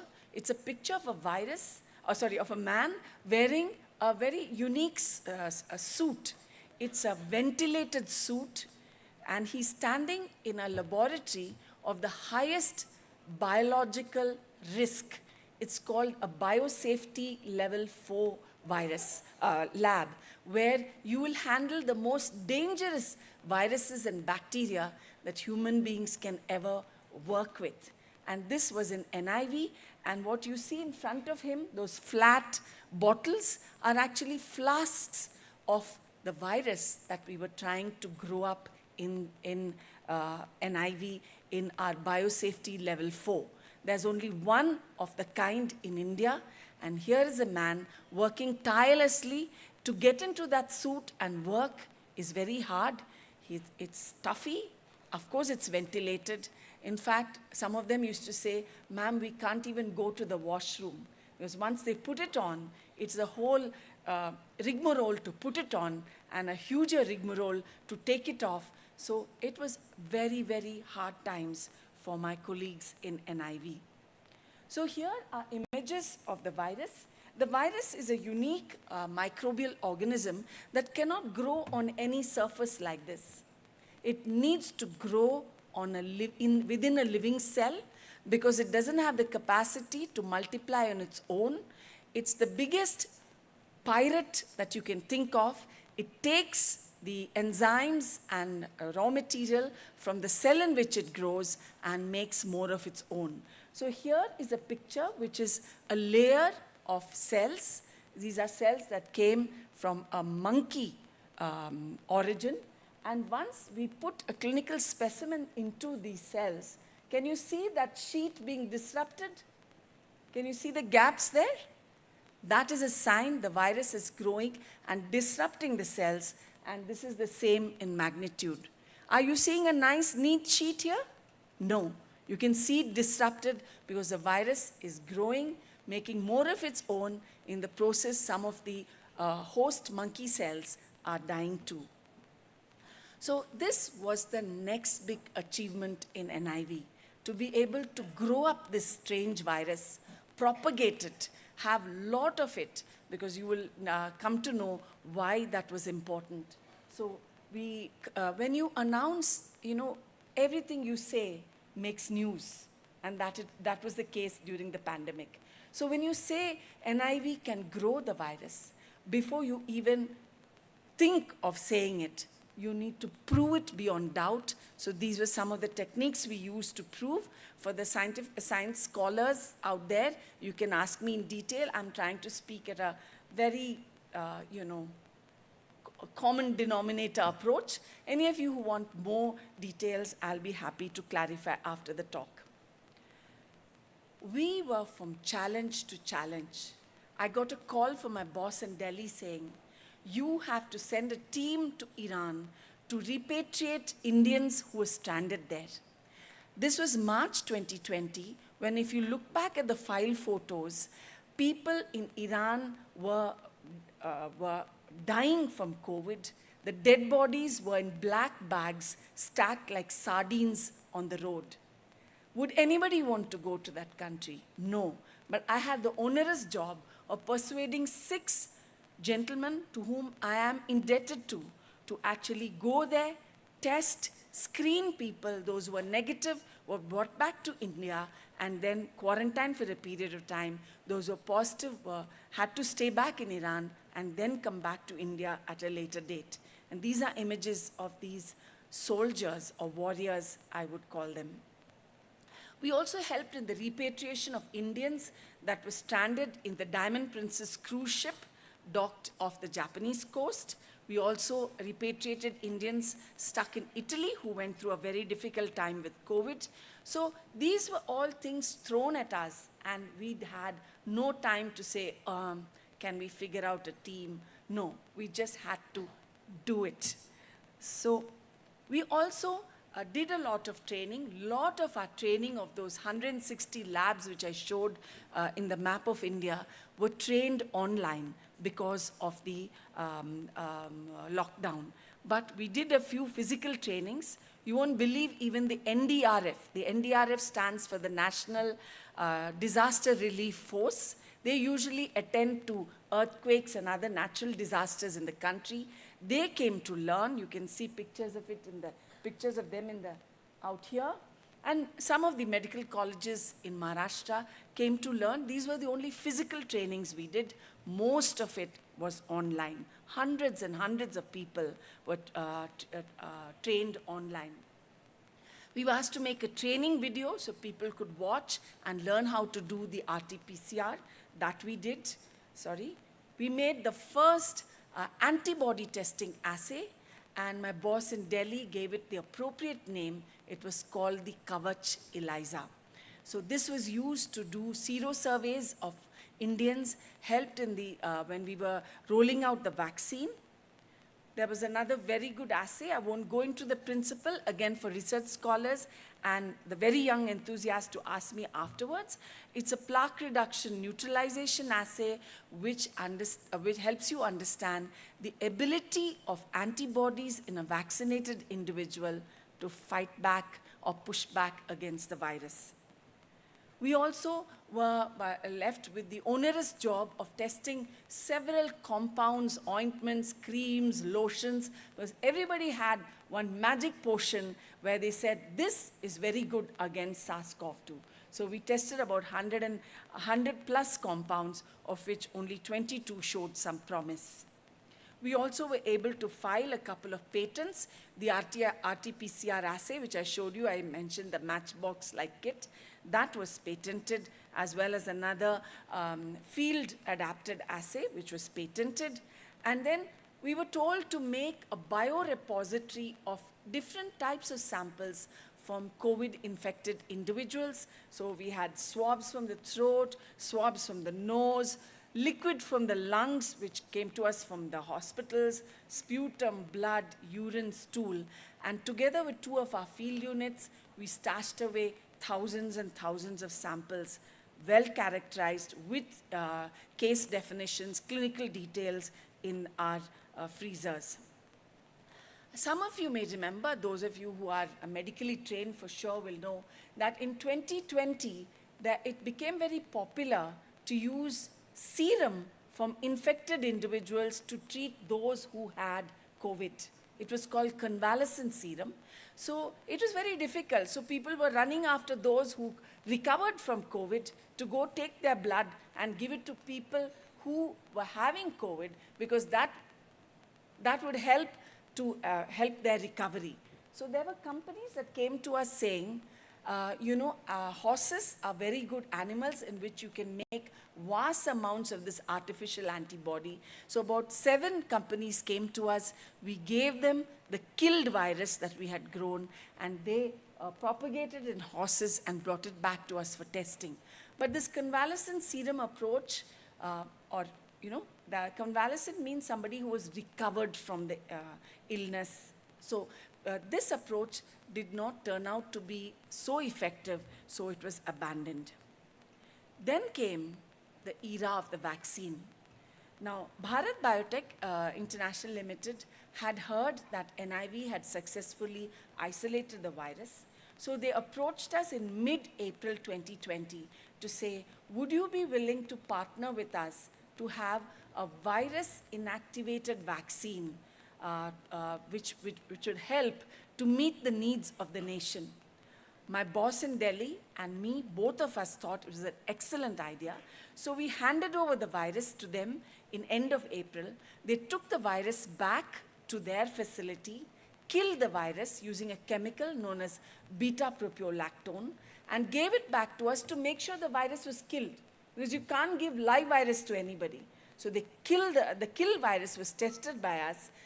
We gave them the go signal, and then began the era of preclinical studies. So young people, this is a concept you may not know, but you can't stick anything in a human being till it's been first tested in animals. And for that, there's a very special man sitting here, Dr. Dinesh from NIN, this very city. I need to tell you how many times I called him to give me more and more hamsters. And he would give us more and more hamsters to do our studies. So our first experiments were in the golden hamsters, followed by rhesus monkeys, and looking at how good these experiments were coming, that the vaccine was successful in animals who are artificially infected with the virus. We informed that to the company. They and us approached the Drugs Controller of India, and then human trials began. Normally, a vaccine takes 10 years. And this vaccine was made in 10.5 months.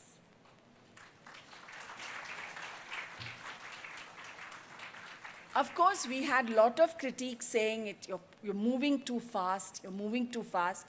But you remember, some of you might have read in the papers, when a country, and that is an act by the government, when the country is under grave danger of a new pandemic or infectious agent, you're well within the rule to issue emergency use authorization. And that's how authorization came very quickly, much faster than what a normal vaccine would. And that is how much of our country was vaccinated. This is a picture of two of my colleagues, Dr. Gajanan Sapkal, Dr. Pragya Yadav, handing over the live virus to representatives from Bharat Biotech. So, you know, this is again, I'm sorry if it sounds like a lecture, but I think our most prestigious audience are the science enthusiasts seated here. So I want to tell you, there are many types of COVID vaccines. One that has a viral vector, that means an innocent virus carrying the nucleic acid of the COVID virus. So the Covishield, which was used a lot in our country, belongs to that genre. Then you have bacterial vectors, not much used for COVID. The mRNA vaccine, which everybody talks about, with Pfizer and Moderna produced in the US. Recombinant subunit vaccines, which have now become very popular, safe to use. Synthetic peptide, to some extent used. Live attenuated, hardly used. And then we have the whole virus inactivated vaccine, which is what Covaxin was about. Safe to even give to children or pregnant women, an old-fashioned technology, but safety was its key feature. So we come to the hamsters, and I don't know whether many of you have seen a hamster. Looks a lot like a guinea pig, very cute little animal, and Dr. Dinesh was the supplier of hundreds and hundreds of them. So we used at least 4 different types of schedules. One where we gave no vaccine to the animals and then challenged them with virus. Then we gave 3 different formulations of the vaccine, different concentrations of the vaccine, and another adjuvant. An adjuvant is a compound that improves the vaccine's, the immune response against the vaccine. So we had 3 other formulations. The one that did not have any vaccine is called the placebo or control. And animals were first inoculated on day 1, the second on day 14, day 35. We gave a gap of 2 weeks and then challenged them with the live virus. Then we looked whether these animals actually fell sick or what happened to them. Because if they are protected with vaccine, they should not fall very sick if the vaccine is working. If they don't have any protection, they might fall very sick, or the vaccine is not working also, they might fall very sick. So these are the 4 schedules. This is an animal that did not get any vaccine. These animals got vaccine. And can you see this lung? It looks all puffed up, reddish, blotched. So therefore, those who had got those animals that got the vaccine, their lungs look good, but the control animals didn't do well and died. Then came the era of taking it to an animal that's closer to human beings, namely the rhesus monkeys. And I won't go into that story about how we caught the monkeys because I don't have time. Interesting story nevertheless. But here the animals, sorry, I'm so sorry. The animals received, going in the wrong direction. Animals received just 2 doses of the of the vaccine, and then were challenged with the virus, and then followed up with blood draw, taking the organs, etc. And you can see one of the gentlemen. Can you see the monkey in the cage? And believe me, children, some of those monkeys were very, very aggressive. Okay? Very aggressive, hard to work with, but this again is an image of the unvaccinated monkey and vaccinated monkey. You can see the stark difference. So just to tell you how we were able to get the vaccine on the road, we do the preclinical studies in animals, then we do phase 1 studies where a few individuals are tested for safety and effectiveness of the vaccine. Phase 2 will involve more individuals. Phase 3 will involve many, many more, thousands of individuals. And then we go to the government for regulatory approval, and then the vaccine is rolled out. So for you to have, this is a principle for any vaccine.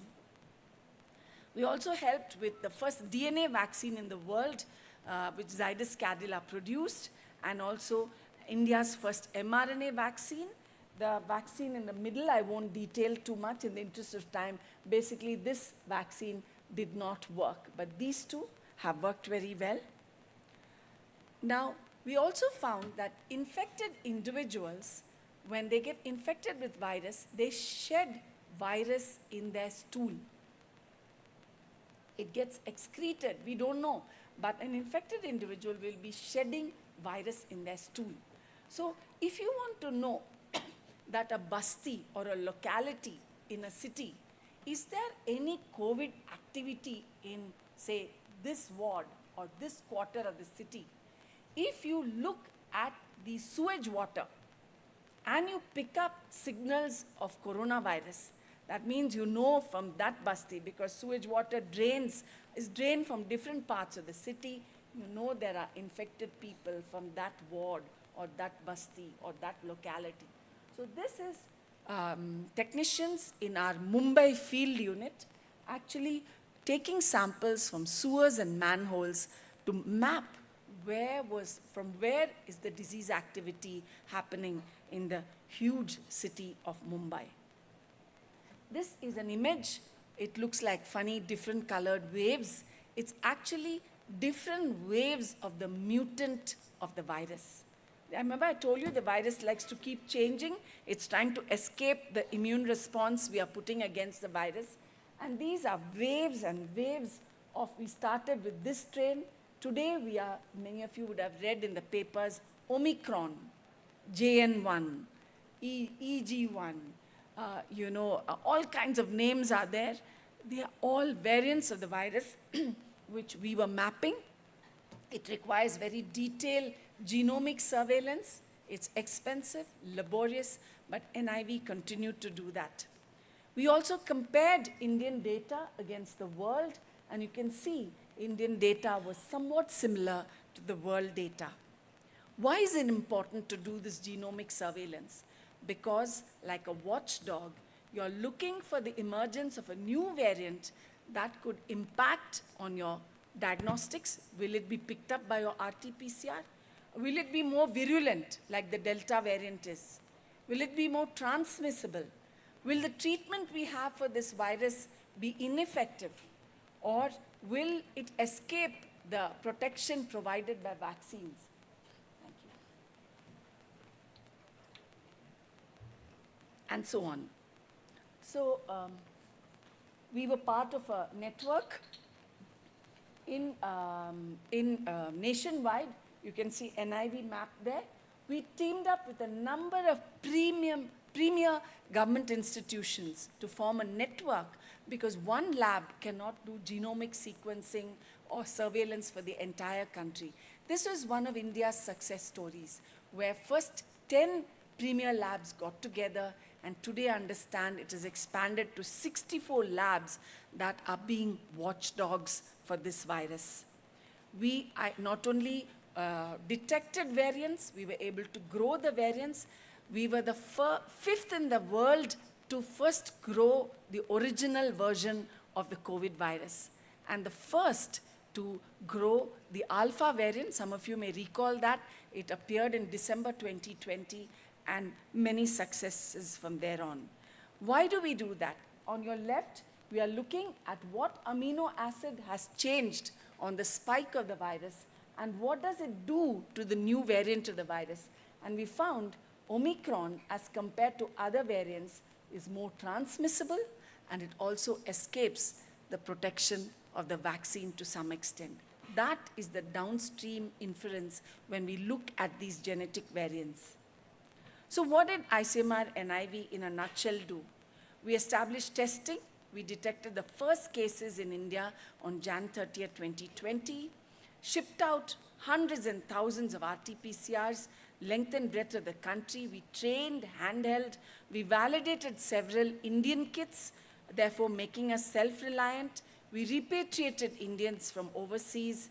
We trained several lab personnel using training videos. We isolated the virus, including the subsequent mutants of the virus. We made our own antibody detection assays, taking part in important national clinical trials. We did antiviral testing, sewage water sampling, provided live and inactivated or killed virus to different companies so that they could work with products to combat the virus. We studied the immune response. What is the antibody response against the virus? What is the cell-mediated lymphocytes? What happens to the lymphocytes after they encounter the new variant, and also the vaccine? We did many preclinical trials for some of the Indian vaccines, and they continued the genomic surveillance. So this was possible because of excellent teamwork. I won't go into that in interest of time. This is the slide I hold dear. This is my colleagues and me giving you the COVID punch. Okay? The message I'm trying to say is, when we come together, there's nothing we cannot achieve. So, lessons and experience from the pandemic, a proactive approach helped us face the pandemic. You remember I told you we were watching what was happening in China. And even before the first case came into India, we had a testing mechanism in place. Teamwork, interdependence leads to resilience of the entire team. In fact, I would just like to put that slide as teamwork, teamwork, teamwork, and more teamwork. Diagnostics and research tools must be always founded on quality. Introduction of many Made in India kits made it easier for our country to handle the huge burden, and we could take it to the periphery. And despite the pressure of time, young people, there is no room for shortcuts. We have to be spot on. There is no room for error. Continued genomic surveillance, though it might seem drudgery, is really important because we serve as watchdogs of the nation. You know, to stimulate my colleagues in NIV, I used to say, सुनिए, हम लोग फौज में नहीं हैं, हम civilian फौज है।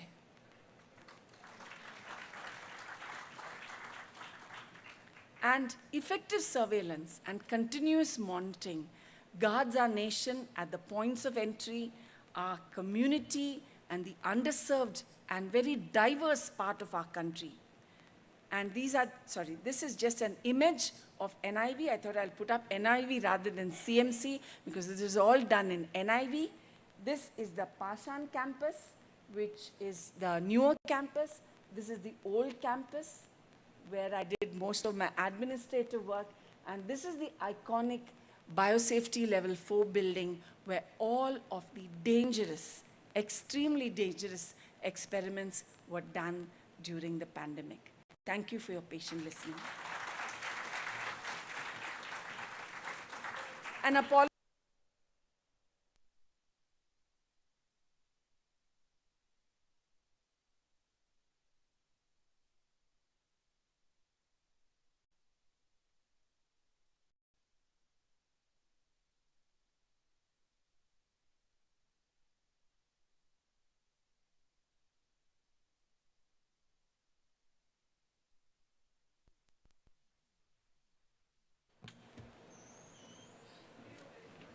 I don't think anyone's asking. Maybe we'll have one-to-one interactions.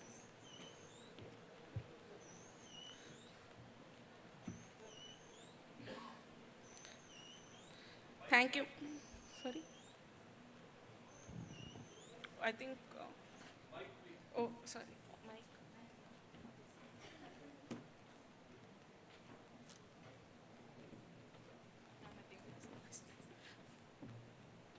Yes, sir.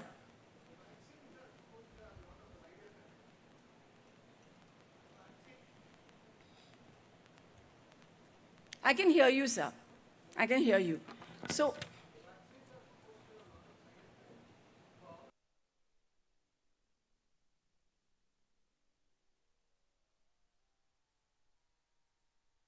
any drug development takes a long period. So these side effects, they say that a lot of things are happening to the heart. So So yeah. how are you developing the vaccines further to ensure that these side effects do not happen if they are really caused by the vaccine? So some vaccines are a little more prone to causing side effects. And that is something that is an undesirable effect. It's not only with the COVID vaccine, sir. There are vaccines that will cause Guillain-Barré syndrome, multiple sclerosis. But if you look at the denominator, yes, side effects were there. And I'm not trying to brush that under the carpet. But if you look at the denominator, the number of recipients, the side effects were somewhat less. Now, without sounding defensive over the vaccine we made, we opted for that old-fashioned technology because we knew the side effects would be the least with a whole virion inactivated vaccine. Some of the new genres of vaccine, yes, had side effects, and we just had to work our way around helping the individual who reacted differently. In fact, even individuals who have had natural infection have had some of the most bizarre long-term consequences. The virus itself, leave alone the vaccine.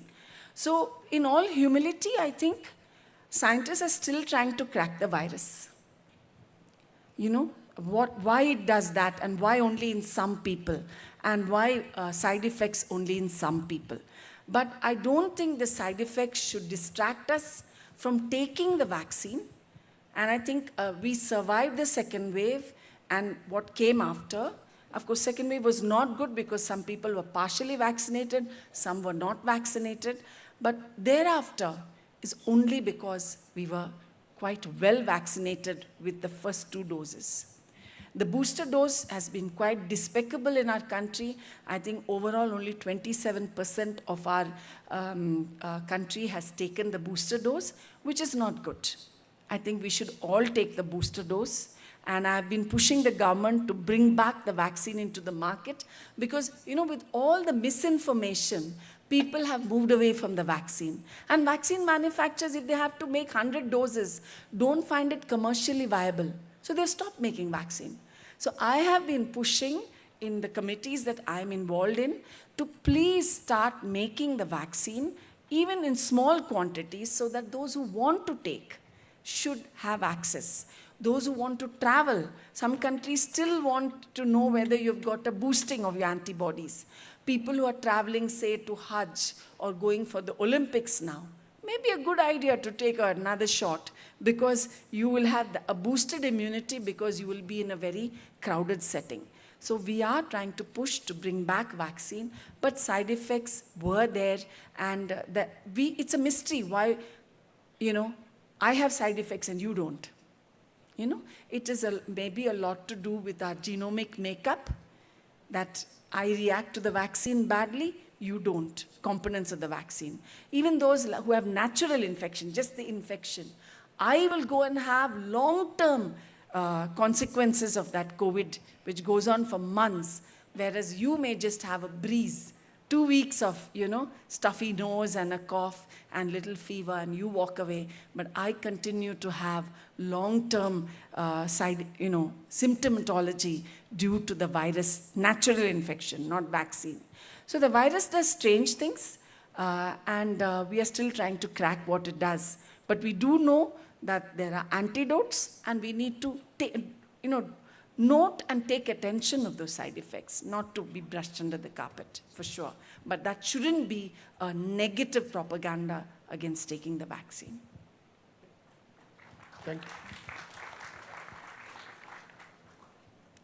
Yes, the young lady here. Yes, sir. What that you advocate between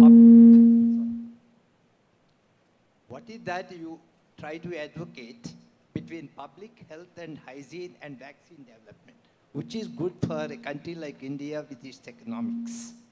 So, vaccine development versus advocating public health. So, I think if you ask me, there are two different domains, but I would say public health is more important because it has a prophylactic, preventive role. To the extent that many labs and organizations, not only in our country, organizations, I say not many labs, and labs overseas are now beginning to go into the mode of pandemic preparedness. That is a public health strategy. What will we do if something else comes? Vaccine is important because the vaccine had an impact on the further spread. I agree, the vaccine definitely has an impact, but keeping in view of the country's economy, what is worthwhile?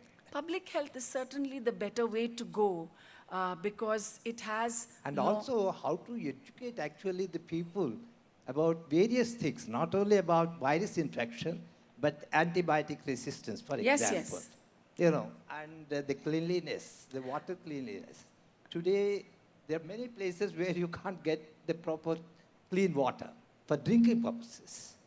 Those are larger questions which I can't answer, but I think, yes, we need to have a much more active, and more preventive... So, particularly the people, the women at home, they should be taught all these public health and hygiene principles. Absolutely, sir. It's a societal norm now. So in fact, today, sir, I was just... They have to be educating them.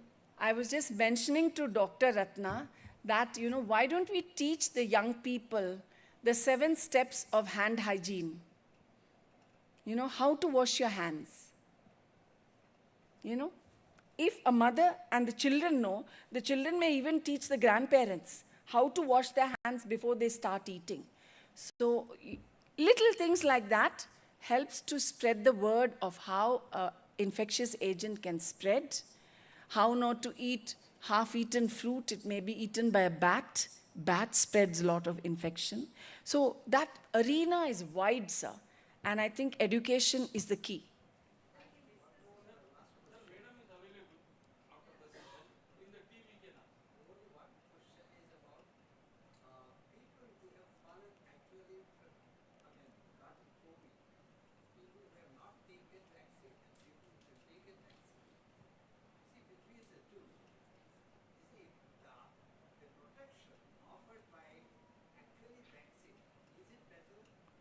Absolutely. Absolutely. If you look at the antibody titers that people will pump out after a vaccine versus unvaccinated, because we have got historical samples. In wave 1, nobody had vaccine. The vaccine does make a difference, sir.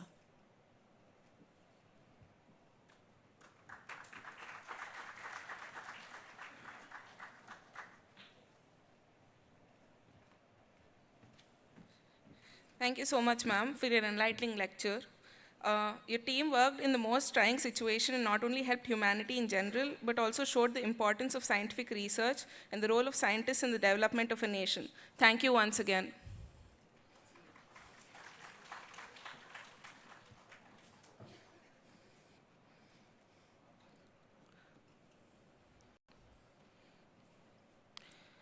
We have with us an honored guest, Mr. Partho Pratimkar, a distinguished industrialist, Joint Managing Director, JK Enterprises Limited, who has contributed vastly in many sectors, both at industry and social levels.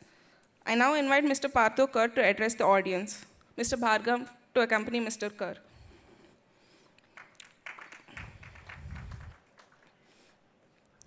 Mr. Kar studied at the London School of Economics, International Management Institute in Delhi, and apart from the current position, Mr. Partho Kar is also director of JK Technosoft Limited, focused on futuristic technologies. Earlier, he studied leadership position. He held leadership positions of CEO at Aditya Birla Group and Arvind Maftlal Group and MD of House of Pearl Fashions. Mr. Kar is a leader for more than 35 years with substantiative P&L experience. He has national and international exposure in creating organizations from scratch. He is one of the pioneers in Indian retail. Way back in 1986, he built a national retail chain and brand called Stencil. He pioneered the concept of third-party social audit in manufacturing, and he got social audit done by Oxfam in 1995, which got outstanding ratings and global coverage of the organization by BBC. Mr. Kar has contributed substantially to national textile policy making and has been recognized for it by the Textile Secretary and the Cabinet Secretary by the Government of India. He is a trustee of Sarvodaya Ashram Ita, one of the oldest Khadi institutions of India, founded by Vinoba Bhave. He helped the ashram launch its retail brand, Ekmatra, considered as a new initiative in Khadi sector. He was a board member of the Indian Institute of Management, Lucknow from 1997 to 2028. He was one of the drafting committee of the IIM Bill 2012 of the MHRD, Government of India. During the last 25 years, he has been a board member with national institutions like NIFT and Pearl Academy. He is the vice chairman of Sir Padmapat Singhania Schools in Kanpur and Kota. He received the British Chevening Gurukul Scholarship. He is also the Distinguished Alumnus Award of the International Management Institute, Delhi in 2026 as recognition for his contribution to business and society, to name a few. I invite Mr. Partho Kar to address the audience.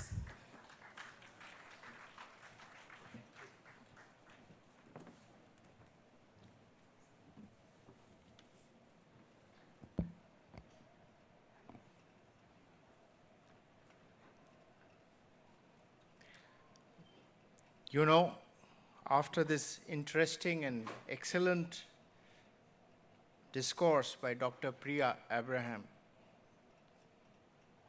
I have no words.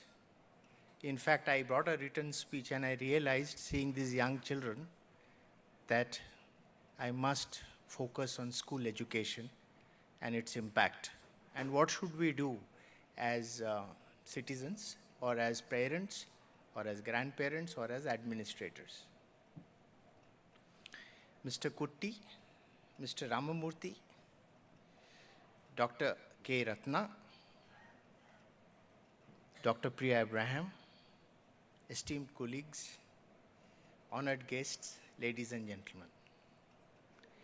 Today we have gathered to celebrate the life and times of an excellent and outstanding scientist, Dr. K.V. Rao.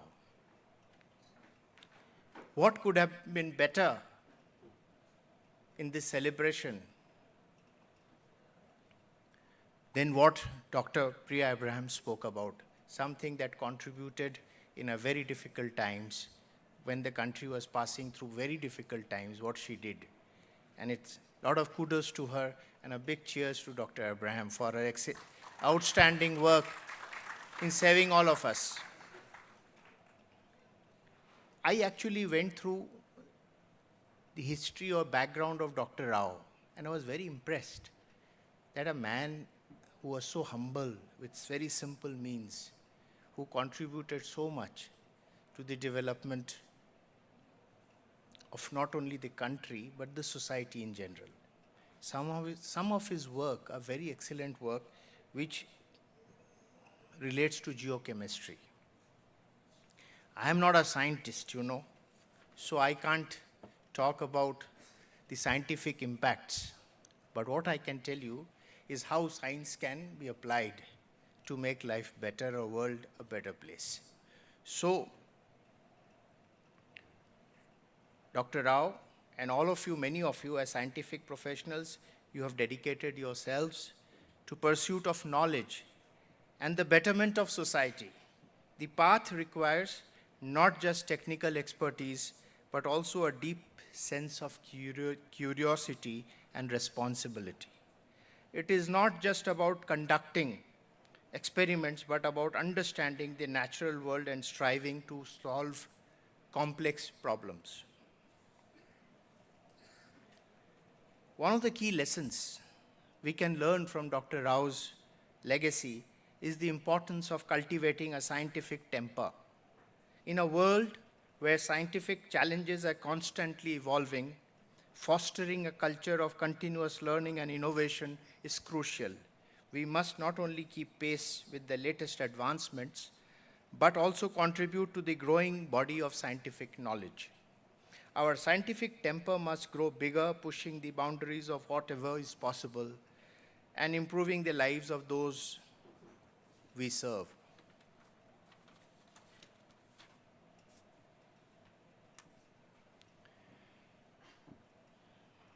I would now move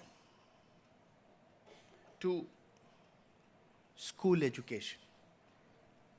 I have been involved with education for almost 30 years of my life, both at the national level and also at the rural level. And I'll give you two examples of how all of us can contribute to make this world a better place. See, there is a lot of difference between the skill that is required in the industry today and what we teach. As a consequence of this gap, what happens is when students, they pass out from engineering colleges, they get into workforce, there is a lot of mismatch, because in sociology it is called cognitive dissonance. What the industry expects and what the reality is. Now, to bridge this gap, there has to be certain infusion of ideas into the student while the child is learning and growing up. For example, the world today is looking at skill-based education. Industry is looking at skill. Tomorrow's world will be for those who have certain skill. If you are a musician, you have to be the best musician. You have to be a skilled musician. If you are a doctor, you have to be a skilled doctor. It is not only important to get a degree, but you must have some skill.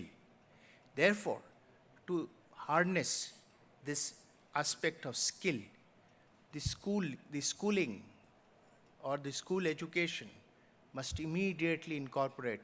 It is not, NEP 2020 talks about integration of skill into education. The point is, this has to be done ASAP, because what we teach today is changing every day. Therefore, skill is something which needs to be ingrained from childhood. For example, there is a total mismatch between higher education and school education in this country. Total mismatch. Because while you are in the school, and you are studying and suddenly you get into an IIT or an engineering college, the difference is huge. One of the ways to gap this difference is we must promote interaction of higher education with school education, which means that every IIT, every engineering college, every institution of higher learning must participate in the development of schooling, school syllabus. It is not only important to really prepare a curriculum. What is more important is delivery of those curriculums. We, in one of the schools in Kanpur, we have tied up with IIT Kanpur with two very clear, in fact, Abhay Karandikar, who was the director of IIT Kanpur, now is the secretary of science and technology. Abhay, so when we had this discussion, I was very clear. I said, Abhay, we must create a bridge between an IIT and a school. And if we are successful, we must take this as a proof of concept to the government of India and say that you must do it as a national policy. So what we did was we formed the robotics club of Kanpur. The collaboration was between a school and IIT Kanpur. And I said that it is not important that your robotics professors should come and teach these children, but your students should teach these children. Because of the difference in age gap is lesser, the ability to understand and comprehend will be much easier. So what happened was we had this collaboration, we have this collaboration going, it's been 3 years. And ladies and gentlemen, I can tell you the results are outstanding. The outcomes are phenomenal. Today, a class 7 girl, she knows how to make sensors. She knows how to fit the sensors. We have a 3D printing lab where we do both metal and polymer 3D printing. They know how to design the legs of the robo-dog. They will go to the printing lab, get the legs printed, get the body printed, then start fitting in the electronics into a class 6 girl. Her understanding has become such clear, and she works with these IIT young boys, the second year, third year boys who come and they sit and they all work together in the lab. So I think, and it is not only with this is one of the things. The other things are, it is not only important to have science. Science will only survive if there is art, because design thinking or creative thinking is a very important component of this world today. And creative thinking will come out of various other interests that the child grows up with. For example, our children should understand the various kind of paintings that only happen in India. There are 32 states. There are almost 60 types of regional art form, which has survived over, say, centuries. Now, our children, if you ask them, many of them won't even know, rather most won't know. The idea is how to integrate this regional art into practices. So therefore, it is important for children to undergo this. If he makes a robo-dog, he should make a robo-dog as it would look in Northeast, or some kind of a robo-dog as is interpreted by a Gond artist. That will bring in that creativity, because it is very important for science to thrive. The mind has to work more creative. My point is that average, our mind works at, say, if it is at 6% to 8%. My thinking is, although it is not supported by any scientific research, but I think there is a possibility that if we create a particular way of learning and teaching and learning, I think we could push it up little up. Because if Einstein was at 12%, we could at least get people to go at maybe 7.5%, maybe 0.1, 0.2, but that effort has to be continuous. Children today, they have to actually start looking at the world with a very different perspective. They think very differently, which is absolutely diametrically opposite than how we think and how we conduct ourselves. Importantly, I must also say that it is not only art, it is art, music, dance, science, including psychology. Tomorrow's world, these children, if you think that their stress levels are continuously growing, there are so many suicides, people go They are depressed. Depression is a very big current problem across children of all ages. They are suffering from various kind of problems. The idea is to let them go through a psychology lab. Now, what do you do in this psychology lab? The beauty of a psychology lab is when a class 12 girl sits and counsels a class 6 girl. And if you can create that in the school, if you can really push this agenda of training this class 12 girl to be able to counsel a class 6 girl, that's when education will go to the next level. It's not the responsibility. These children, when they grow up, they'll become much more responsible for greater good. And the way the world is, I think it is important for us to inculcate these challenges of greater good. I'll give you a small experience. I went to Sundarban in 2013. I just went there, I saw a village. The average earning of this village was 4,000 rupees a month. They were struggling. They used to go inside the forest and they used to get wild honey. So either the tigers were killing them or they were killing the tigers. So I said I invested my own money and time. More important is time. And I said I gave them boxes. I got WWF to support and also the state government. So we distributed, we took 80, there were 200 families. We started with 80 of them were interested. So we gave them honey boxes. Very poor. It was actually on the border of the forest. And you know the Sundarban tigers, they are short, but they are very powerful. They are very stocky. They can pull a cow through those wade through the water. They are so strong. So when we started this project, there was no school over there. There was no learning. Children were at home. And parents used to do little bit of local farming and go and farm honey. That was in 2013. Today, that village produces 60 to 80 tons of honey a year. Their family earning has become 30,000 rupees. But the interesting part is when I realized that they have become better off, the first thing I did was build a school. So I built a primary school. The point is that it is not only the infrastructure. A good school is made out of good teachers. And you know, good teachers are a very difficult proposition. It's not about big building and large hardwares. You need great softwares. So I built a school. You will be very happy that that school, started building the school during COVID. And today the school is up to class 8. They are now going to class 9. And it's very difficult to get teachers. So I've connected them digitally. And I've got a set of dedicated teachers in Calcutta who are continuously teaching them with one technical person sitting there to coordinate in case they have queries, because it's very difficult to give them access to great teachers. Nobody wants to go to the forest and sit there and teach. But we have been trying our best. So the point that I'm trying to drive here is that the most important aspect for the society to develop is creation of great schools, great teachers. If you see that the respect that we give to teachers today have far diminished. In fact, I must tell you this, that even in institution of higher learnings, I don't see those teachers that we saw 30 years back or 40 years back. Teachers are also chasing continuous net worth and wealth creation. This is unfortunate, but that is the reality. But 40 years back, a great teacher was a revered person in the society. Today, a great teacher may not be that revered as he was 40 years back. And one such example I want to give you. I come from a family of musicians.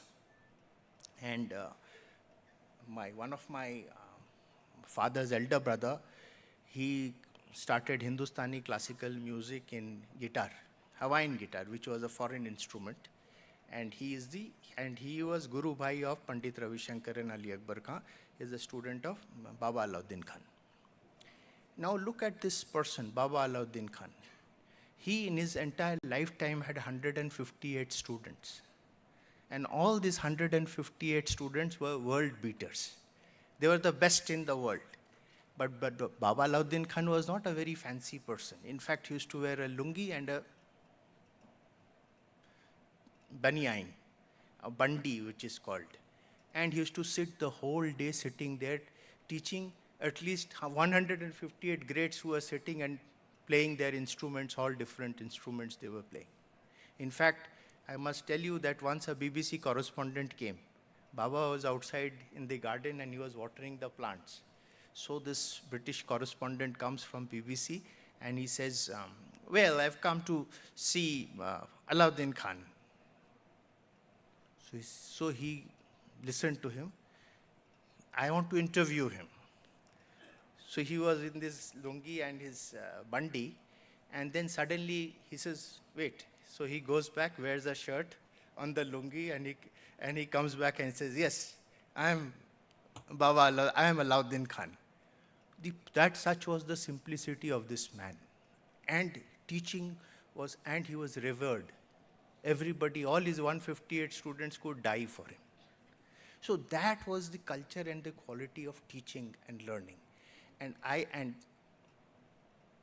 I strongly believe that we have to move to that. A teacher cannot be she has to be a teacher by choice. It cannot be by default. The minute the teacher becomes a teacher by choice, she will deliver different quality of education, different quality of communication, rather than if she is by default. And that is where the government has to play an extremely crucial role. It is not about only paying money, it is also about motivation. It is also about greater good. I think the contribution of a teacher far outweighs many other industrial contributions. Because what that teacher delivers, industry cannot. Industry actually depends on such great teachers. So I think somewhere we'll have to bring back our focus onto this whole concept of Guru Shishya Parampara. We have to bring back our thoughts onto how to deliver. In fact, I can share all these children that you are here. Every day you must practice 20 minutes of charkha. You must learn how to run the charkha, and you must do it because that is the best form of meditation. If you do 20 minutes, if you run the charkha and have the cotton and you do it, is the best form of meditation. Your focus will go up by at least 30% if you practice it every day. The point is, what we have, as we say, what we have as heritage or legacy is something that we should not forget. We should actually build on it. Mathematics. If you see today children in class 9, 10, 11, 12, many of you may be having children of that, many of you have gone through it, that children always struggle with mathematics. The point is, when the child goes to class 8, class 9, the child starts fearing mathematics. Why do you fear maths? The problem is not with the child. The problem is with our system, our processes that we deliver, that we make it so difficult because there is lack of good teachers. Therefore, what we did was, we brought in the best Vedic mathematics teachers. And I said from class 3 to class 10, everybody has to go through this Vedic mathematics as a compulsion. Till such time you can rattle out numbers without even calculating. And we have these weekly contests where you have a set of Vedic mathematics students, students with calculator, and students with pen and paper. Everybody sits and they give questions, they throw questions, and everybody does, it gets timed. So when you time, you start saying which is faster. And believe you me, the boys and girls who are doing it through Vedic mathematics, they are much faster than the others, which means in examination you get extra 20 minutes to look at your answers. I am just relating that to examination. So my point is that we have to relook at education. I think the society is doing an excellent job in trying to make science experiential, in trying to promote science through various kind of mobile labs. The society must continue doing this, and more importantly, this needs to be scaled up. And therefore, scaling can only happen if the society coordinates and works with the government. Because without government, scaling up will become a very, very big problem, both in terms of resources and in terms of reach. Therefore, I would suggest that if it is possible, the society should work with government to actually increase the reach, and especially to schools in C and D or in the villages, government schools or private schools, how they can coordinate through a government effort. So therefore, I think a very strong public-private partnership is required to promote this idea of scientific temper building through such societies or such group of people who are interested in doing it. But this needs to be done scientifically, because it is not only about what I believe very strongly is outcome is very important in what we do. We cannot do things without an outcome. There has to be an outcome. So every teacher or every practitioner of any kind of training must always ensure that at the end of the day, what is expected out of the child or the student. And therefore, that outcome, clarity of outcome, and then delivering the content to ensure that outcome is derived. That will change the whole gamut of the academic system in India. It is not only about writing hundreds of pages. It's of no use unless implemented well. So an implementation is about people. Unfortunately, education is about people. And that is very critical. How do you develop that set of people who are willing to change the world? I would leave all of you with that thought that the outcome clarity is extremely important, and we must try and see how we can continuously drive these outcomes from whatever action we take. And maybe there is a need to relook at the skill education that the government is doing. There is a need to kind of look at skill education vis-a-vis the schools, skill education vis-a-vis the college. Government spend thousands of crores they spend, they build new facilities. The new facility, we don't need machines, we need good people to teach. That is more critical. In academics, in education, people are more important than machines. Access to machines will come. But if you don't have great people, even those machines can't deliver what you want. Therefore, the idea of creating great teachers, the idea of, because only great teachers will create excellent students. How to, and therefore maybe there is a total, instead of looking at NEP 2020 which says, you know, X, Y, Z, you do. Instead of looking at that, let us look at how to create great teachers. If we have great teachers, in any case, education system will become better and better with passage of time. And that should be our focus of how to deliver those 1 million great teachers. Because they will make the transformation. They will change the way of people think. And therefore, ladies and gentlemen, I strongly advocate that a time has come when we should really relook at the whole plethora of education system. Actually, these policies will come and go, but what is very important is how to create those great teachers. That should be the most important thing. And mind 324 actually. And I have always realized that even there is a shortage of great teachers. Research is very scanty. Unfortunately, even in those institutions of great learning, teachers are constantly driving how to make more money through various engagements. It's not the money which should drive a passion. It is the quality and the outcome that you want to derive. Money will come. It may not come also, but it doesn't matter. So the point is that how do you do that is very critical, and this is across board. Having been on top of one of the national institutions for almost 25 years, I have seen that great teachers is a big, big, big shortage. We must have great teachers. We must have more institutes to train teachers. Today, as we facilitate, let us recognize the great minds amongst us, those who are tirelessly working to advance scientific knowledge, like Dr. Priya. You are the torchbearers of Dr. Rao's legacy.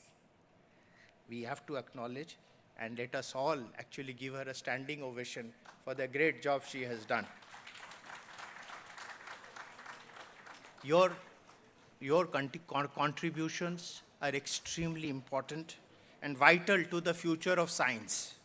In conclusion, let us celebrate the life like Dr. K.V. Rao by committing ourselves to the principles he stood for: unwavering dedication, innovative research, and a relentless pursuit of knowledge. Together, we can build a scientific community that not only meets the need of today, but also anticipates the challenges of tomorrow. I congratulate the Dr. K.V. Rao Society for its relentless pursuit to foster the values of Dr. Rao for the development of science and society. Thank you all. Thank you.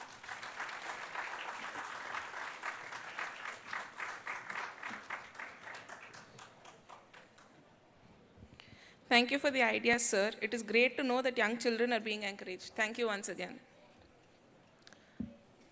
Now, for the most awaited part of the evening, the awards would be distributed to the meritorious students who have excelled in various events in 23-24. I request all the dignitaries to grace the stage again for the awards presentation.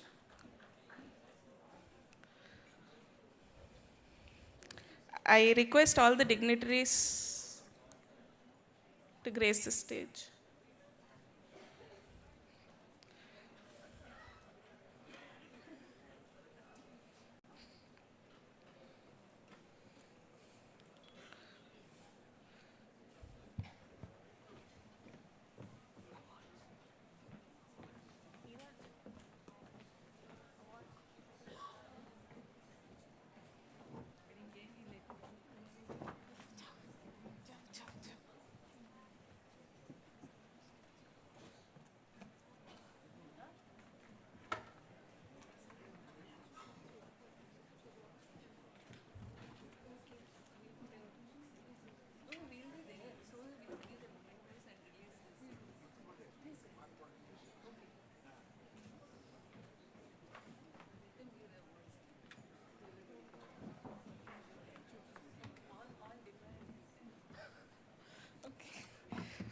We'll start with the School Talent Awards, sponsored by Mr.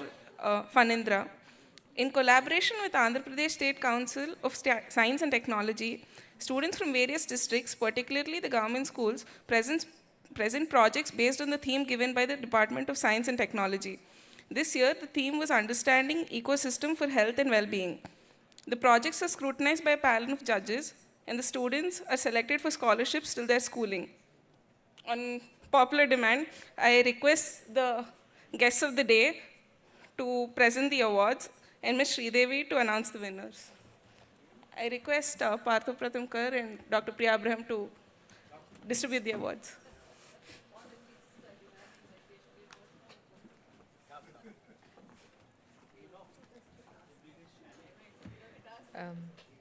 Hi, good evening.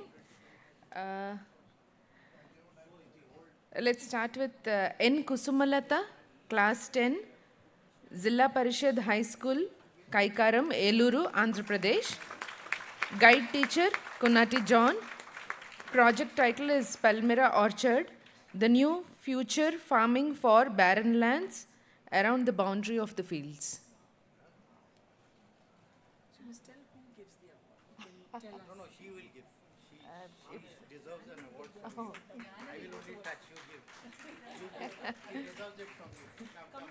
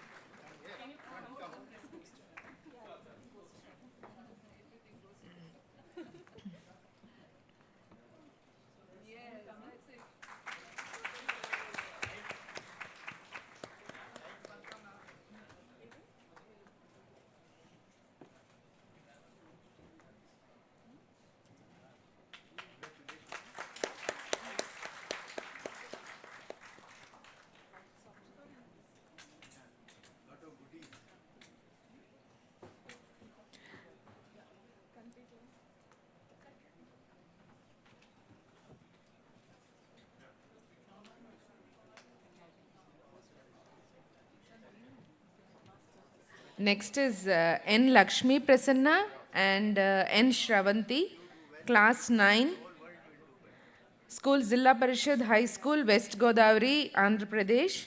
Guide teacher Ponnada Revati. Project title Sanitary Bionapkins.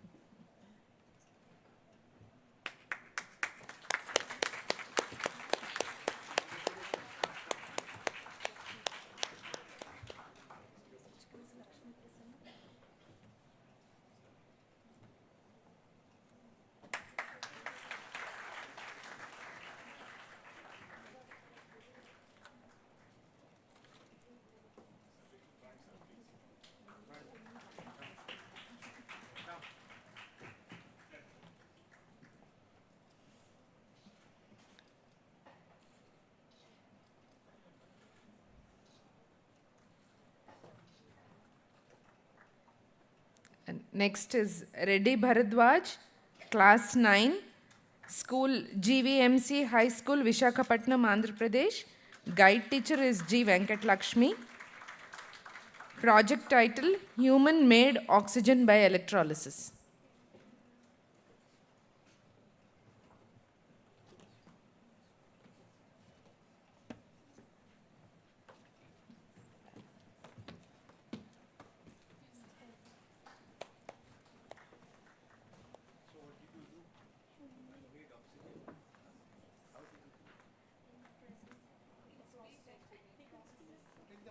Yeah, yeah. Give him the mic. He's going to tell Using solar energy, is it?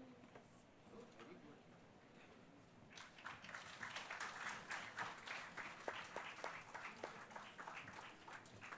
You can ask him to speak about his project.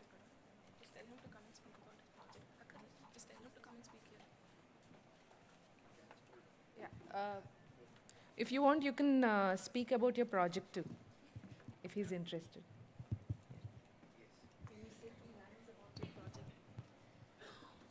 Hello everyone, greetings to esteemed person and dignitaries arrived here, and I am R. Bharatwaj of class 10th, GVM's High School, Prakashopeta. First of all, I thank KVR University and my school for the contribution, and my project is human-made oxygen with the process of electrolysis. And it doesn't cost a fortune. Human electrolysis I'm doing in low budget to fulfill the oxygen scarcity, because nowadays we are going to buy the oxygen too. So for fulfilling this, I am doing electrolysis, and this is eco-friendly. And our project will also helps to the poor and who can't afford the electrolysis, afford the oxygen. Thanking you. Excellent. This is for you too.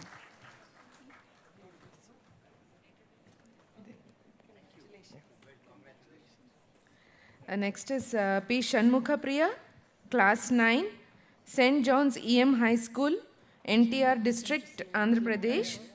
Guide teacher is Zilani Sheikh. Project title is Attic Energy.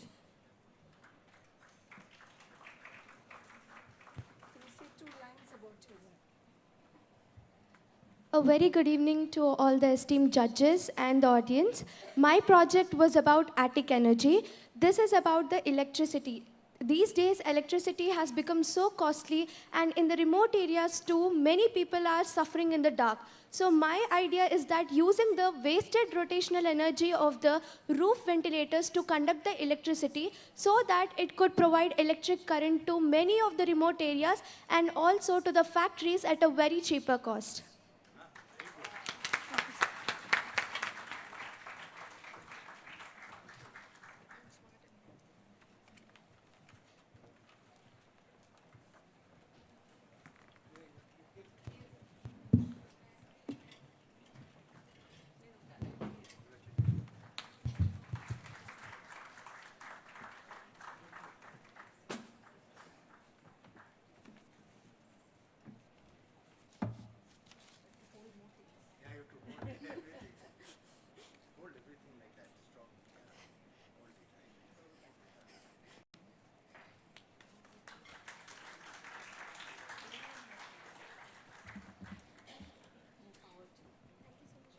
Thank you, Ms. Sridevi.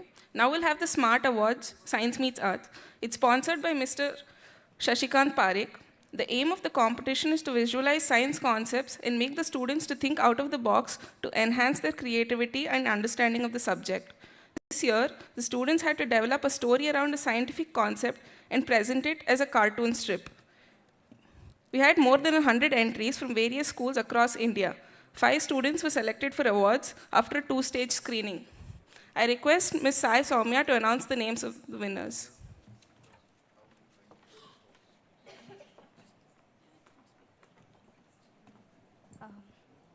Consolation prize goes to Shriya Parischa, 9th class, Amity International School, Gurgaon, Haryana.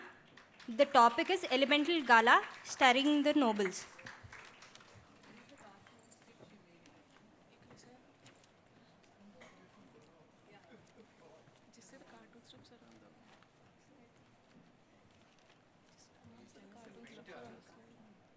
The cartoon strips on the slide.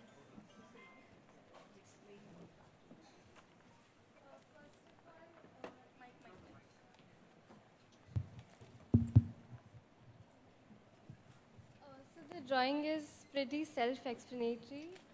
So here I've talked about the noble elements which we've studied in our classes, and I've written acrostic poems for each of them describing their own selves and their characteristics.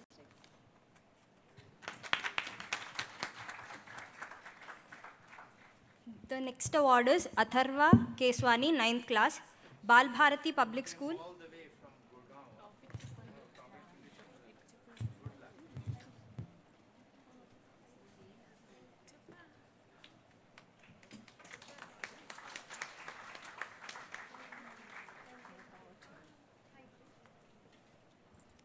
So the next award goes to Atharva Keswani of 9th class, Bal Bharati Public School, Gangaram, New Delhi.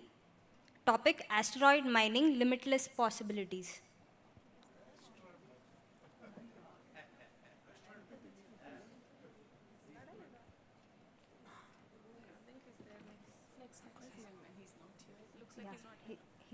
Looks like he's not here. So the runner-up 2 would be Shreyansh Bharadwaj, 7th class, Indraprastha International School, Dwarka, New Delhi. The topic is Light, the Way to Vision.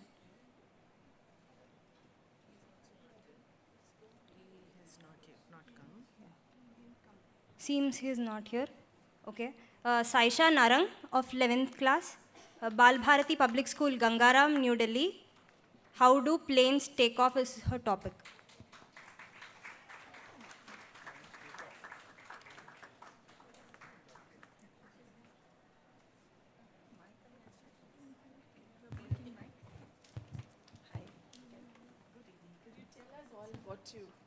Teach us a little about how planes take off. So in this comic strip, I basically wrote about this interaction between a father and daughter, where the father is teaching the daughter how do planes usually take off. So it's basically based on Bernoulli's principle, where the air flows much faster on the upper surface, so the pressure decreases, and the inverse thing happens on the down surface. So it creates a upward thrust, and there's a difference in force, so that's how it takes off.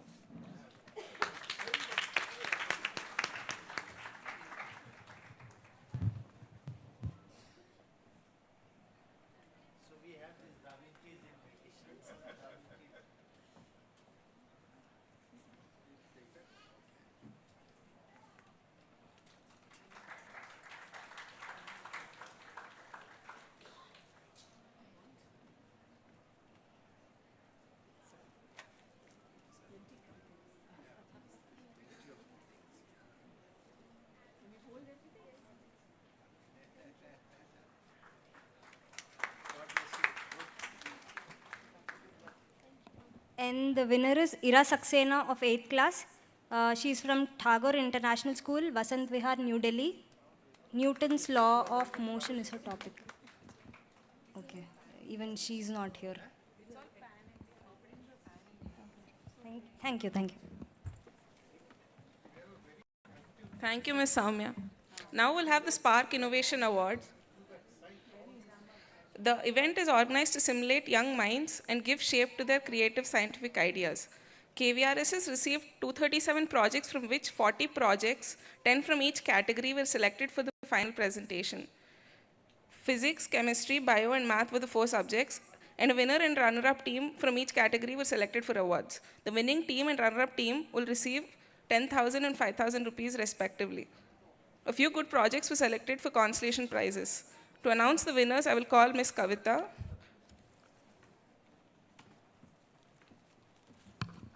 Good evening all, I'm Kavita and I'm here to announce Spark Innovation Awards, Ganitam, Maths. The runner-up award goes to Bhavika Ram Kumar, Vikhya Peddala, Subhashmita Mohanty.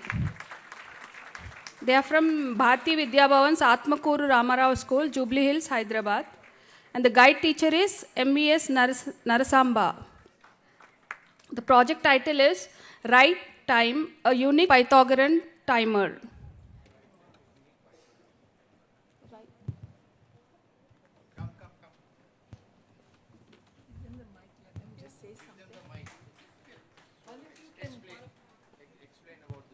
Our project is about a timer that uses the theory of Pythagoras, that is the hypotenuse theory.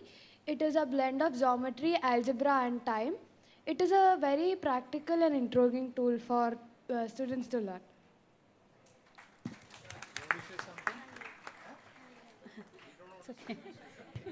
Actually, many people are scared about math and they get scared to learn about the theorem.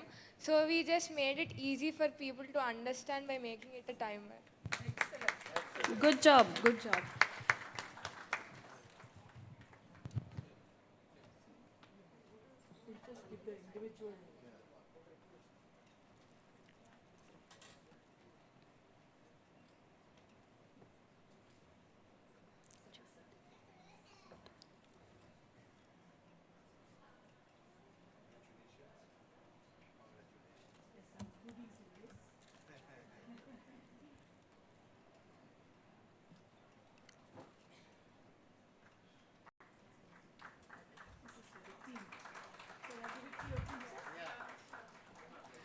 And the winner is Hat Bharat Kumar Mori, Jwaldeep Kataria.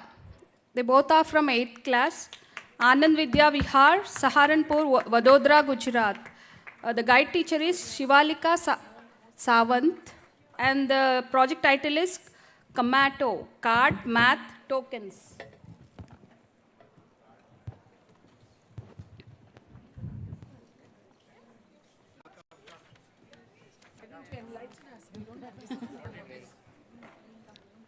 So we have created a game, innovative game for students to learn maths. So we observed a basic problem that students know maths concepts, but they are not able to apply when they are writing their exams or in real life situations. So this game, when they play regularly, they develop the thinking that we have to use this concept for this situation. For example, the students know that when a negative number is multiplied with a negative number, the resultant is a positive number. But they are not able to apply it or they are not able to remember it. So when they regularly play our game, they will be able to remember it and then apply it in the real life situations. So this game basically runs on the 4 arithmetic concepts and the age group is about 11 years old. It has cards as well as arithmetic tokens which they have to use strategically to win via the opponent. Thank you. So we have also created a site for this game, and right now the game is only for the people who can see, but we are able to upgrade it by implementing the braille system so that even the blind people can play. Wow, that's great, that's great. Ma'am, would you like to say? No, it's fine.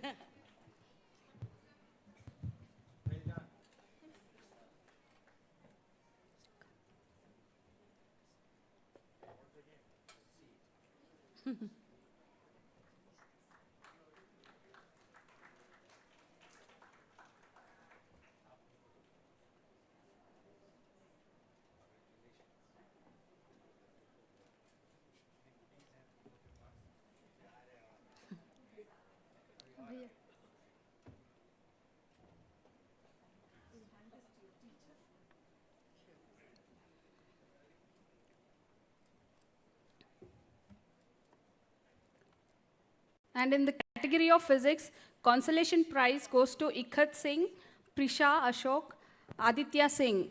And the school is Venkateshwar International School, Dwarka, New Delhi. Looks like they're not here. And the second consolation prize goes to Niruban Chakravarti, who is from 8th class, GD Matriculation Higher Secondary School, Coimbatore, Tamil Nadu. And the guide teacher is Juno Kamala Soundra. And the project title is Thermostable.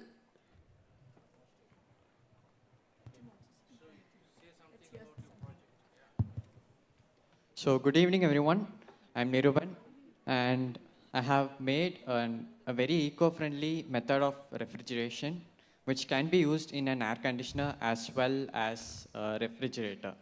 So my project uses the principle of Peltier effect, and so the traditional air conditioners and refrigerators work by pumping refrigerants which contain CFC and HCFC gases. When these gases are let out into our atmosphere, they react with the atmosphere and cause holes in it.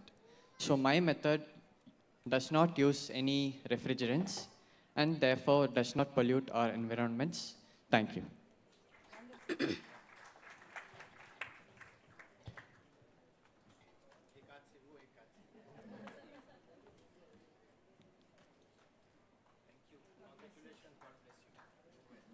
And the runner-up is Prakhyat Sinha, Gangesh Agarwal.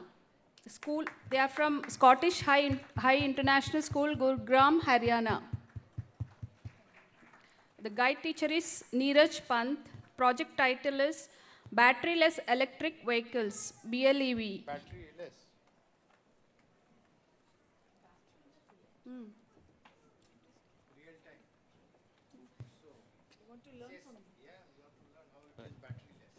Right, so our project is basically removing batteries from all EVs. What we noticed was that in EVs, whenever we use the lithium-ion battery packs, they pollute a lot in their production or when they are disposed of. So our main objective was removing batteries. What we used was, it's similar to wireless technology that we use to charge our phones daily. So it's continuously wireless powered, the vehicles that we're using. And it connects onto the coils that will be placed underneath the track to gain power and then use the electric motors to propel forward. So for the applications, what we're focusing on is public transport, especially because it has such a huge impact on millions of Indians. So with public transport, we'll be shifting from EV buses to BLEV buses, and same with e-rickshaws, because those are two of the most popular or most used public transport vehicles. So by converting that, we're affecting millions of people's lives. We're making it more sustainable, and we're also improving India's infrastructure with the road infrastructure, as we're going to electrify the roads for this BLEVs. Yeah. Yeah, exactly. So there'll be coil placed underneath, and then it picks power from those coils wirelessly. Thank you. Good.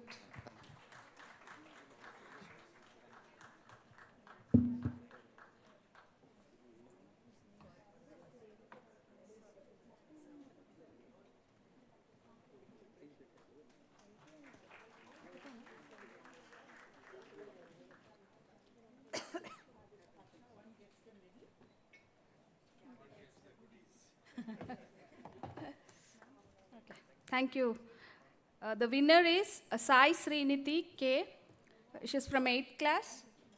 School, GD Matriculation, Hyderabad Secondary School, Coimbatore, Tamil Nadu. The guide teacher is Chuno Kamala Soundra. The project title is Multi-Strategic Elephant Chaser.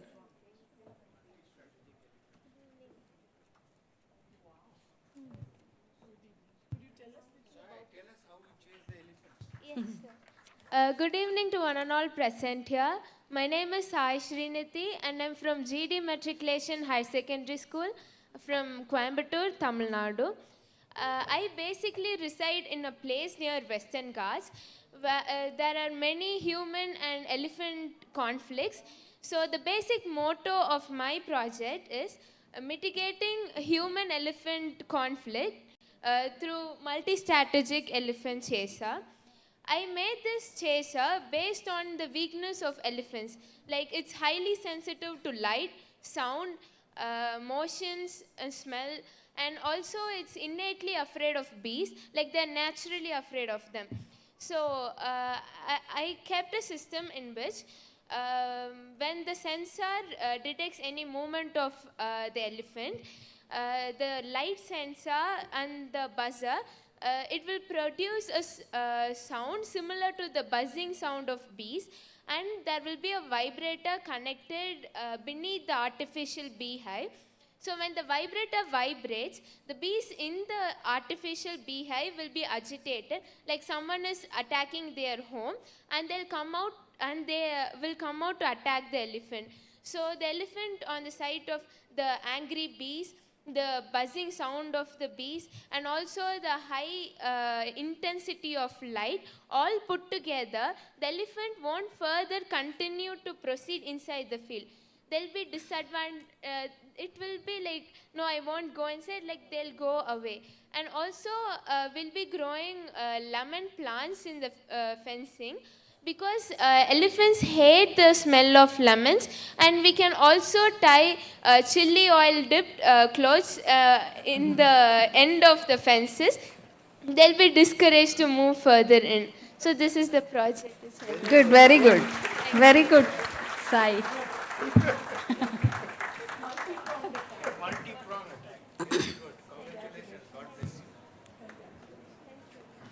And the next category is Rasayanam Chemistry. The consolation prize goes to Niyati Sri Sai Skanda Kaja. Sahasra Maineni from class 9, school Bharati Vidya Bhavan's Atmakuru Rama Rao School, Jubilee Hills, Hyderabad. And the guide teacher is Dr. Prasanna Lakshmi. Project is Eco Guard, an eco-friendly consortium insecticide.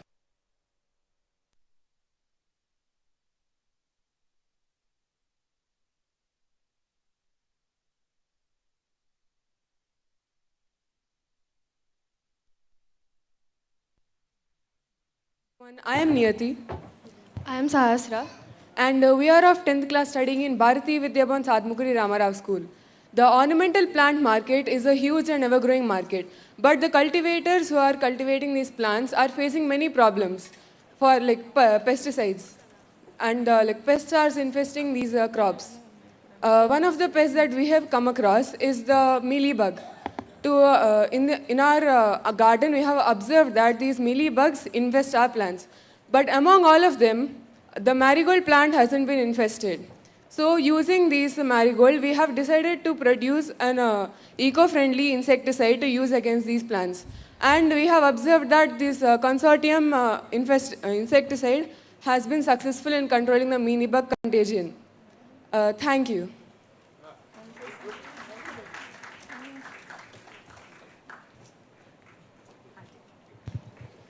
Congratulations. Very good. Get rid of the chemical fertilizers and insecticides. Very good. Check out neem oil. That is the consortium there. And the other consolation prize goes to Prajit and John Ritin of class 8, Mahatma Global Gateway School, Madurai, Tamil Nadu. And the guide teacher is Rama Jayantan. And the project title is Water Garbage Recycler.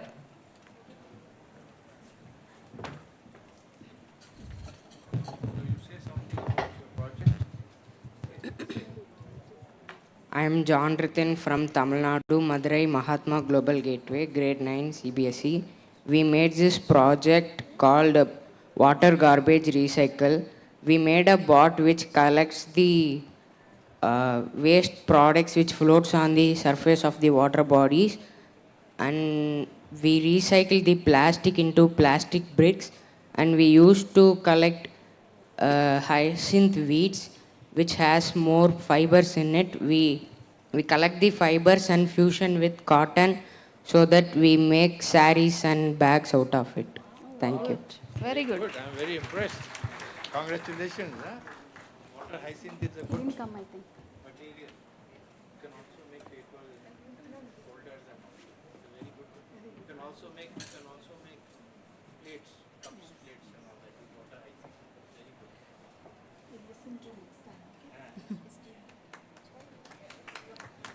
And the runner-up award goes to Jeshita Rao, Prablin Kaur, Kalyan Kartika Yanamandra, School Sherwood Public School, GD Metla, Hyderabad, Telangana. And the guide teacher is Vijay Lakshmi.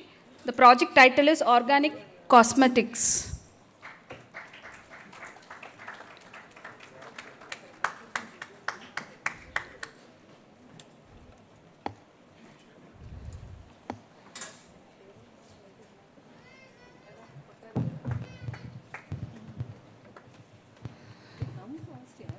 What are you waiting for?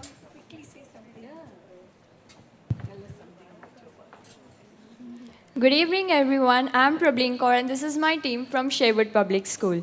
I first thank the KVRSS Society to provide us this wonderful opportunity, a wonderful platform where we were successfully able to spread awareness about the cancer-causing chemicals that are present in cosmetics. Nowadays, cosmetics are not just restricted to women, but they are also used by men and children, as well as the old generation. So it is very necessary to know what are the ingredients present in it.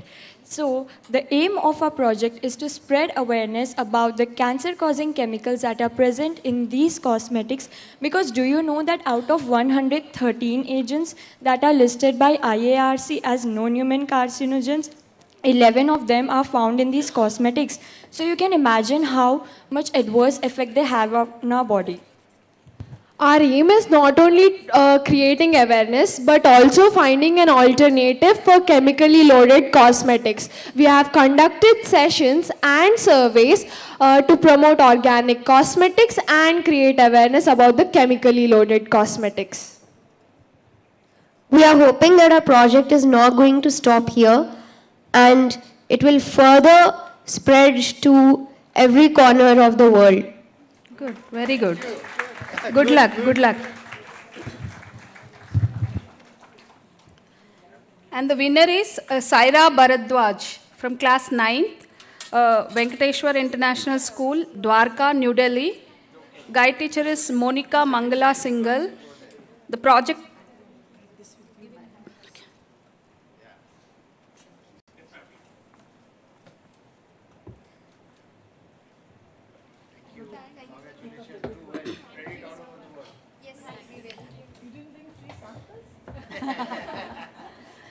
the winner is Saira Bharadwaj, Venkateshwar International School, Dwarka, New Delhi. The guide is Monica Mangla Singhal. The project title is Blue Harbor, Boost Your Well-Being. Blue Harbor is a project which is related to mental well-being, because mental health care has become increasingly prevalent and mental health problems are rising every day. And even after these rising problems, we don't have access to resources or information about them. So what we have done is we have applied scientific principles, including cranial technologies and neurotransmitters such as adrenaline, in order to study these and gain knowledge about them and how to handle them in a way that is more scientifically acceptable and appropriate. We have also started studying and developing technologies in order to support these people. For example, we have started developing an AI program which inculcates emotions into AI.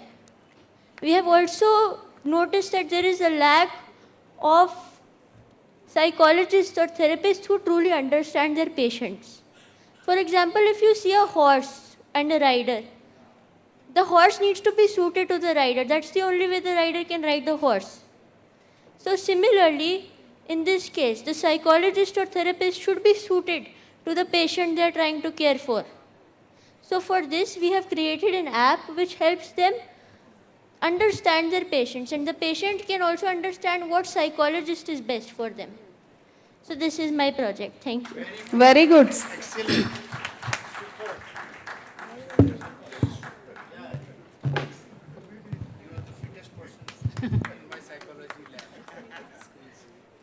We'll be contacting you. Yeah, that you should leave and come and work with, study with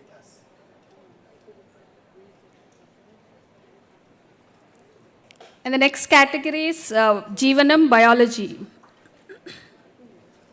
The consolation prize goes to Divisha Goyal and Manaswi Kapoor from School Maharaja Agarsain Public School, Ashok Vihar, New Delhi. And the guide teacher is Ruchi Kapoor. Looks like they didn't come. And the next consolation prize goes to Suha Zubair of class 12 from SM Ali Shantiniketan Junior College, Hyderabad, Telangana. The guide teacher is Asifa Jabin. The project title is Trabi Cure.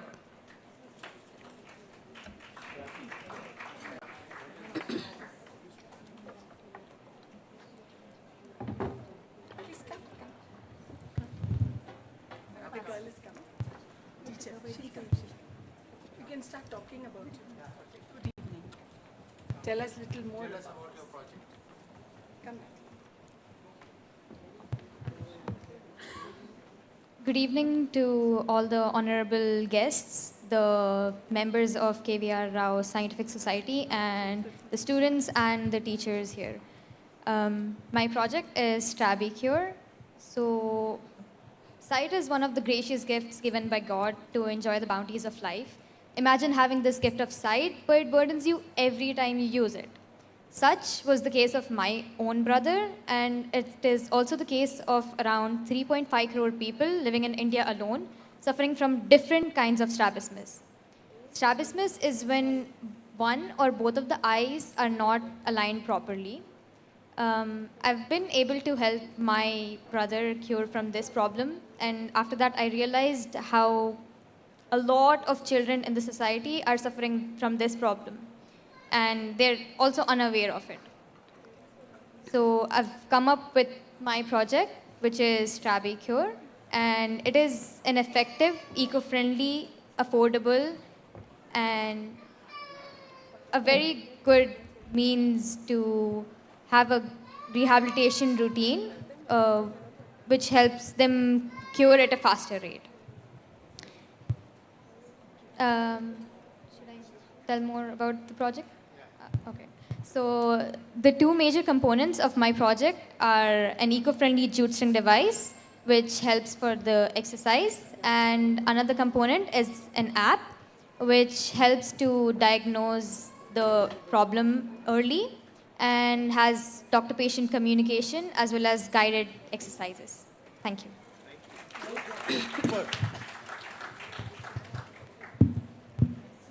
Very, very impressive. Congratulations and God bless you.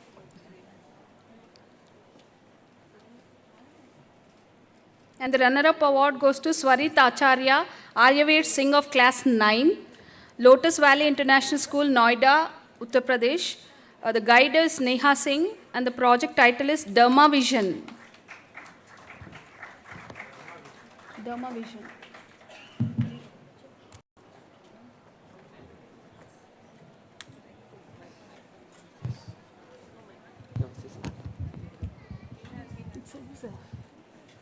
When I last participated in like the Spark Innovation Awards, a lot of things were different, like my face, my hair, my glasses. But one thing that has not changed is my heart and the passion I had for this project. You see, according to WHO, World Health Organization, almost 1 billion plus people suffer from skin-related diseases. And so, me and my teammate thought, why let these people suffer? Either way, there's a shortage of dermatologists, especially in India, and why don't we use and leverage the current state of AI and make a visual detection app that helps, like, scans your skin and determines what disease you might actually have. And so that's what Dermavision is, basically.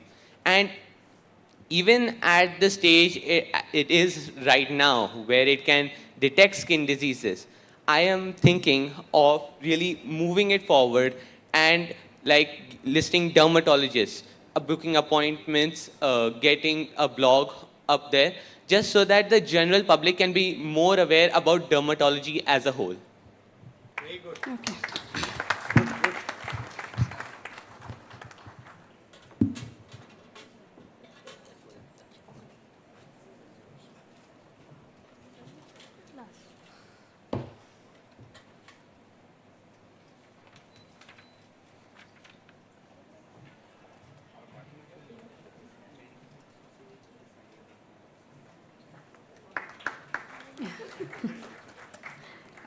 And the winner is M. Chaguvira, M. Rahul, School Paramita Heritage School, Karimnagar, Telangana.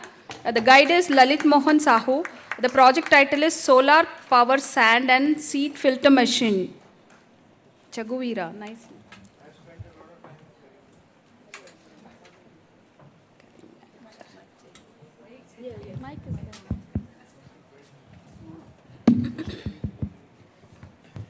Please tell us about your work. And your name also. Good evening, everyone. My name is Chagura, and this is my teammate. I am Rahul from Paramita Heritage School, Karimnagar. So our project is basically about a solar-powered multi-purpose sieve machine. So if we have to take an example, so we have a farmer, and after he harvests, he mainly takes his grains to the silo to store. So after storing, for example, an accident happens and 2 different types of grains get messed up. So what do? That's where our machine comes in place. So when we put our machine to use in a large scale, then we can actually separate the 2 different types of grains which have been mixed. For example, rice and pulses mixed together. But it mostly works in farmers, for construction sites, and even for the nursery beds and to check pH value. Thank you. And good evening, everyone. Our project is used at also soil testing centers. In soil testing centers, they will test the value of pH value of the soil. So they will use soil powder to test the pH value. So to separate soil powder from soil mixture. Soil is a mixture of different, so to separate that, our machine is used. Thank you. So now you make it affordable. Yes. Very expensive. Farmers need it. God bless you. Chaguvira, what is the story behind your name?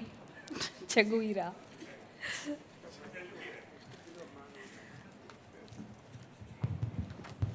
So there is not mostly any story behind my name. My father got an inspiration from Che Guevara, the revolutionary of Cuba. That's why I'm asking. Thank you.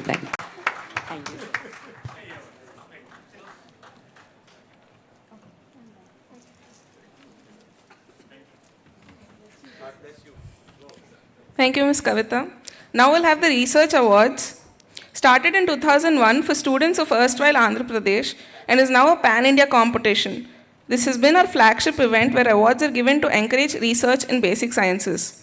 Starting with chemistry, these awards are now given in basic fields of science, namely physics, chemistry, biology, and maths, for students under 30 years for their exemplary work during PhD. This year, 115 research students from various research institutions and organizations across the country applied for the awards. Winners in each category will receive 20,000, while the runner-up 1 and 2 will receive 10,000 each. I request Ms. Sai Soumya to announce the names of the awardees for Ganitam Mathematics. So the runner-up 2 is Joydev Haldar from University of Hyderabad. Supervisor is Professor Suman Kumar Tumuluri. Project title is Implicit Finite Difference Scheme to approximate the solution to the Mechernich-von Foerster equation with diffusion with the Robin boundary condition.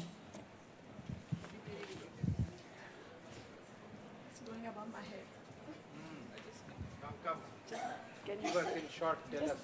Simple and so that we can understand. So in general, finding solution of a differential equation means explicit.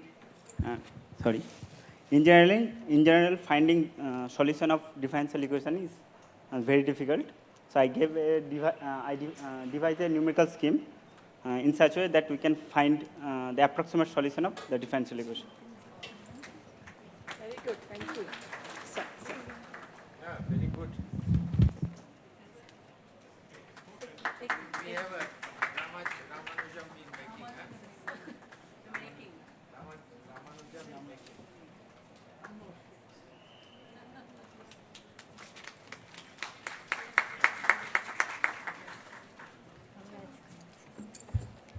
runner-up 1 is Pinlodi Mohan from IIT Hyderabad. Dr. Venku Naidu is the supervisor. Project title is Integral Representation of Radial Operators on the Bergman Space over this unit disk. Okay, and the winner is Renu Joshi from Indian Institute of Science, Education and Research, Bhopal. Supervisor is Dr. Siddhartha Sarkar. Project title on the Square multiplier of finite P groups of maximal class.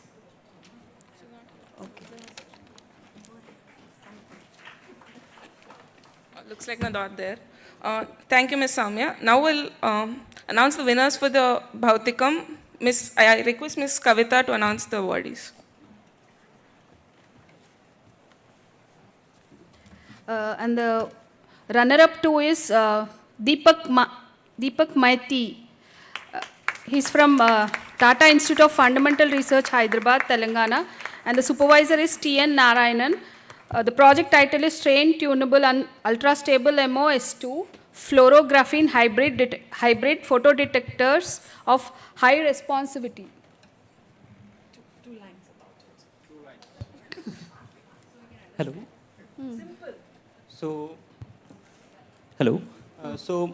My project basically means in my PhD, I design one photo detectors and one sensor that can work extremely challenging condition. Particularly, this photo detector are very stable in water, also heat. So that photo detector can be used in the means rural villages where the electricity is not there, and also that sensor we found to be strain tunable. So that sensor you can use a muscle movement sensor, so that can be extremely sensitive to the small muscular movement. So that can be used in the medical purposes. Thank you.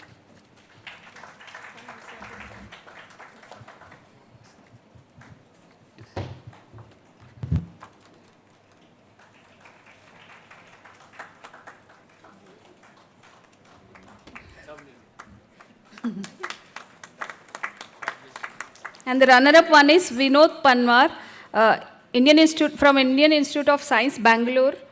The supervisor is Professor Abha Mishra. And the project title is Gate Field Induced Extraordinary Energy Storage in MOS2 Graphene-based Ultra Micro Electrochemical Capacitor. It looks the same. Same as the previous MOS2 graphene. Hello, good evening to all. Sorry for the long title, first of all. So to sum up my project, it is as we all know, day by day, there is an increasing demand of wearable gadgets, and for that we need to have a battery sources. And these sensors are really in micrometer scale size. For that, battery is really a big size. So essentially, we cannot carry a separate battery to power up these sensors. So therefore, what I have designed is really a micro scale battery, which is, to give you an idea of the size of the battery is, we have our hair size is in 50 or 100 microns. So this project, we have designed a battery size of 50 to 100 microns, which can actually charge up these sensors. See how you can apply to EV.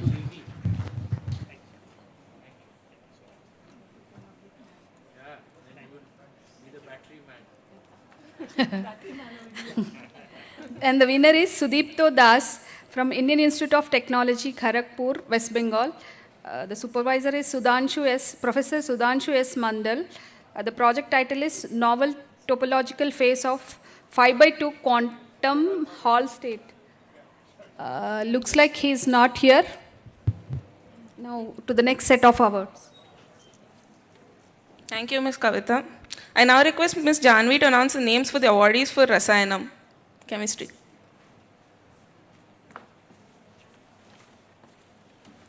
Good evening.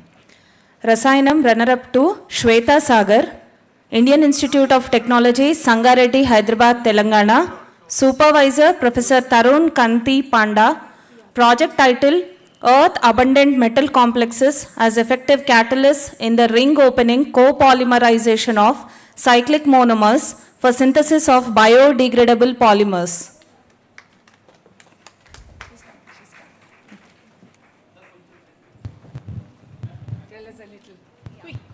So I work in the synthesis of biodegradable polymers like polylactide and polycaprolactone monomers, and we try to synthesize the blend of these polymers since they individually have certain limits for industrial application purpose. Thank you.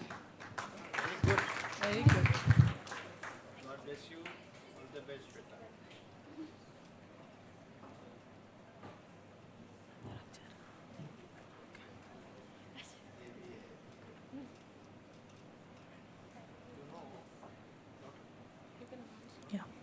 Runner-up 1, Shivani Tripathi, BITS Pilani Hyderabad Campus, Hyderabad, Telangana. Supervisor, Professor Manab Chakravarti. Project title, Small Fluorescent Probes for Detecting Pesticides in Real-Life Samples, a Preventive Approach for Pesticide Poisoning at the Doorstep. Shivani Tripathi.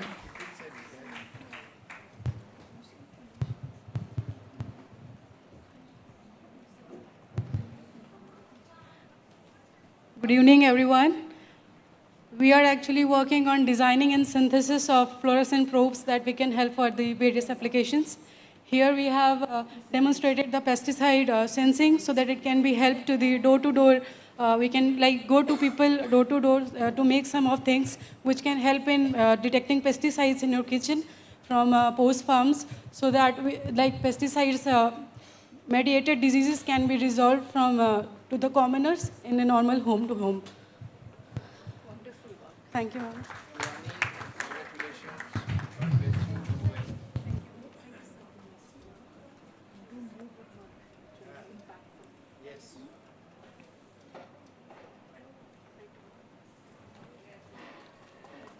Winner for Rasayanam, Rajashi Haldar, Indian Institute of Technology, Powai, Mumbai, Maharashtra. Professor Maheshwaran Shanmugan. Project title, Energizing Tomorrow, Biocompatible Ferroelectric Copper Complexes for Sustainable Energy Harvesting. Looks like she didn't come. Thank you. Thank you, Ms. Janvi. I now request Dr. Dinesh to announce the names of the awardees for Jeevanam Biology.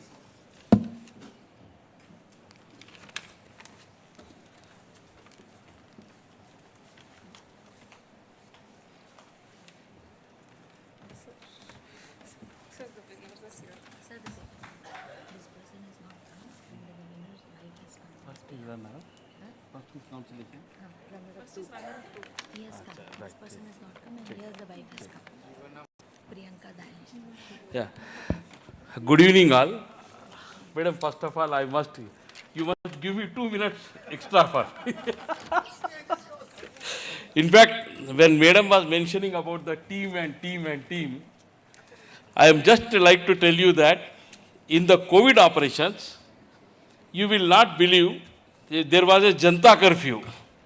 No one used to come to office, nor even animal attendant, nor even anybody. The government functioning, we must remember how the government functioning has worked during that period is unimaginable. We used to call Madam, Maharashtra के police को बोलिए हमारी गाड़ी छोड़े अंदर, क्योंकि जनता curfew था sir और एनिमल्स थे. सेकंड पॉइंट ये था कि animals were also hamster. Everybody has a doubt ये एनिमल ही आपका वायरस ला रहा है. So the efficiency of the team, sir, because NIV Pune, ICMR are sister organization, but there is a lot of professional competence also. But district collector of Hyderabad, district collector of Pune, district collector of all the places from wherever our vehicle used to pass, they used to give us the green signal. It is not one team, it is majority of the people worked, and that is how the Bharat Biotech vaccine in fact developed. And I worked with Madam. She was the chairman of our task force committee in vaccine development. We used to enjoy a lot. Very critically, the evaluation used to happen. Thanks, Madam. I want to take this opportunity. You have humiliated me in front of everybody. And we are very proud that in Hyderabad, you have appreciated Hyderabad. And ICMR. Thank you. I am associated with KV Rao from the founder of this society. Thank you. Now, my job is runner-up 2 for Jeevanam Biology. Madam, you have given a very good title, Jeevanam and Biology, right? Now we have did the same thing in COVID also. So, Abhilash Vijay Nair, Institute of Science, Bangalore, Karnataka, IIC Bangalore. Project title is Salmonella typhimurium employee. Am I right, sir? I also worked on that, okay. Spermidine to exert the protection against ROS-mediated cytotoxicity and revives host polymer metabolism to ameliorate its survival macrophages. Please. So I take this opportunity to thank everybody here and especially KVRS for honoring me with this. So I'll just briefly say, as we have heard Priya ma'am saying about the devastating pandemic and we have been through. So she has also mentioned that among the critical pathogens, apart from viruses, there are bacteria. So to state that Salmonella has been put as high priority pathogen because of the antibiotic resistance. And one of our professors have also pointed out the antimicrobial resistance. So we at Deepshika Chakravarti's lab, we have tried to find out that this bacteria enhances production of small molecule spermidine in our cells. So we thought that if we can block the synthesis in our body and not target the bacteria, such that we do not allow the bacteria to genetically mutate. Thus, there is an alternative therapeutic strategy against antimicrobial resistance. Thank you.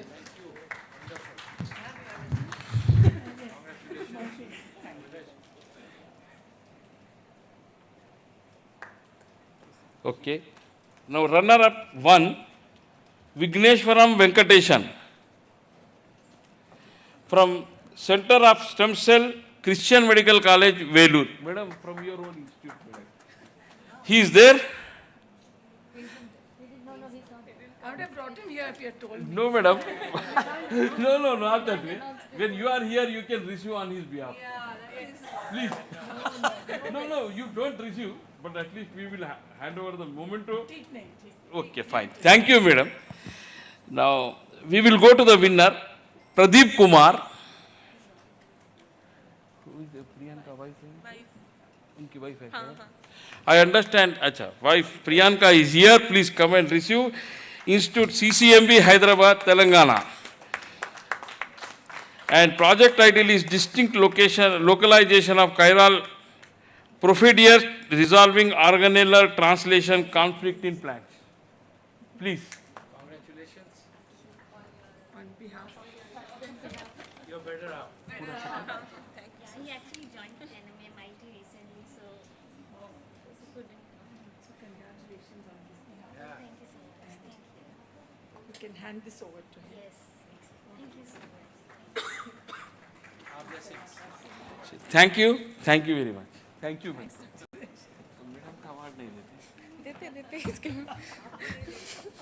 Thank you, Dr. Dinesh. Thank you, sir, ma'am. We'll now release the annual report in. So all the activities of the year 2023 and 24 have been showcased in our annual report, which will be now released by our esteemed guests.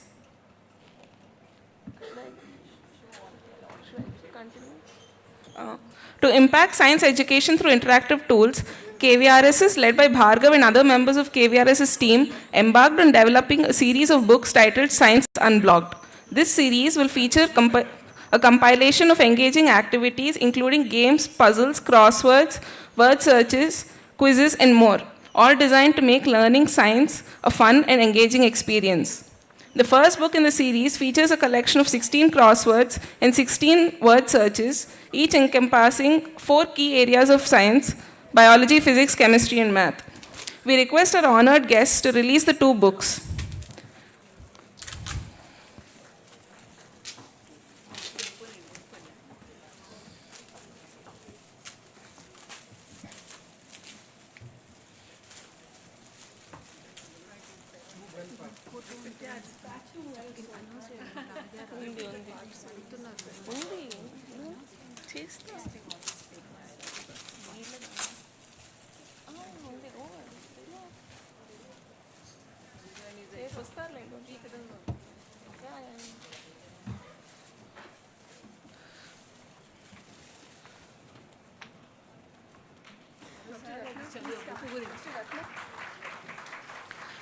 The book Science Unblocked will feature 16 crosswords and 16 word searches. This series is being released for engaging activities such as games and puzzle crosswords. Anything that is documented is Before we move on, most of the time we lose information because of non-documented. before we move on, thank you, sir. You can take a seat. I know, but yeah. We have our school talent winner, Kusmulata, who didn't get a chance to speak initially, so she wants to say a few words.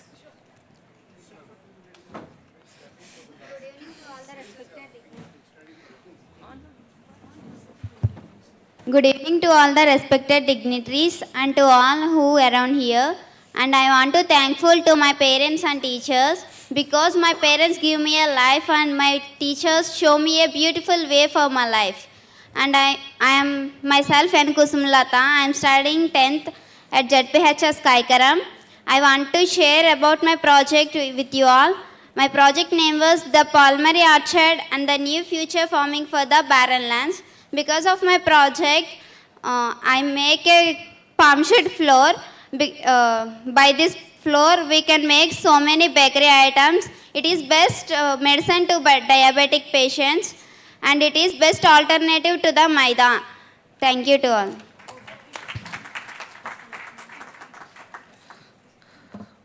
We would like to thank Dr. Priya Abraham for spending time with us and inspiring the students. As a token of our appreciation, we present Dr. Priya with a memento. We request Mr. Anil Kumar Kuti to present the memento to our esteemed orator.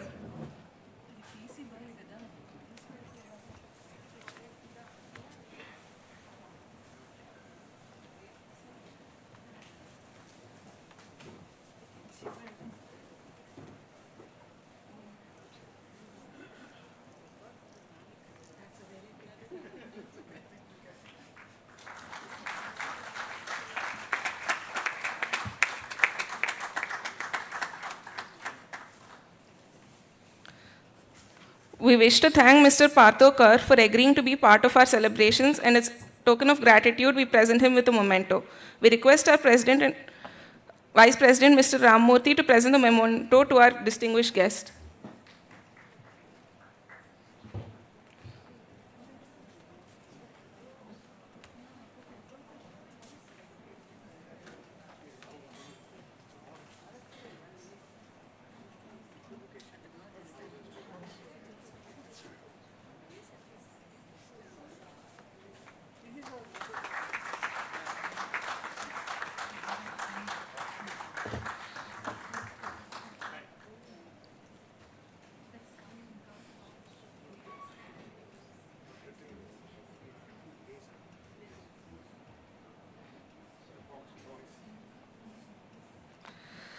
May I now request Mrs. Aparna, team member of KVRSS, to present the vote of thanks.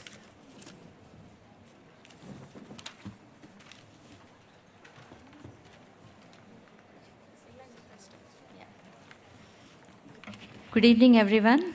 This is Aparna. For 24 years, KVRSS has proudly served as a beacon for scientific inquiry, nurturing young minds from school to university levels. As we embarked on our 25th year, we aim to further ignite the potential of future scientists. KVRSS takes immense pride in recognizing and rewarding outstanding students who showcase exceptional dedication and talent in science.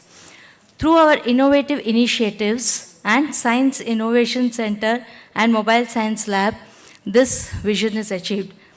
We foster a passion for science that extends beyond textbooks and are committed to providing students with immersive learning experiences.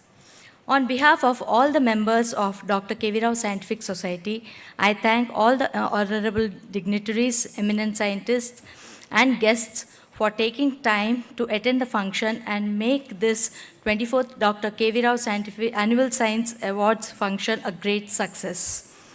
The entire team of KVRSS would like to express their thanks to the distinguished scientist, Dr. Priya Abraham, Senior Professor, Christian Medical College, Vellore, for presenting the memorial oration, an extremely very interesting talk on the making of an indigenous COVID vaccine and more. Once more, a big applause for her. Ma'am, it was really interesting how the way you, the making of that Covaxin, taking us through the arduous task of developing for combating COVID, which helped India come out of the pandemic. Thank you, ma'am. Thank you so much. Thank you for presenting such an inspirational talk.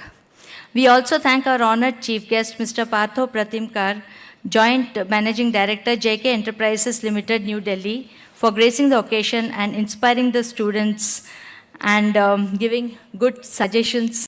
Thank you, sir. We thank the executive committee team of KVRSS, technical committee members, technical members for their support and guidance, which gives direction to KVRSS activities. We also thank all the panel judges for the various awards for helping us select worthy students for the awards. Our thanks to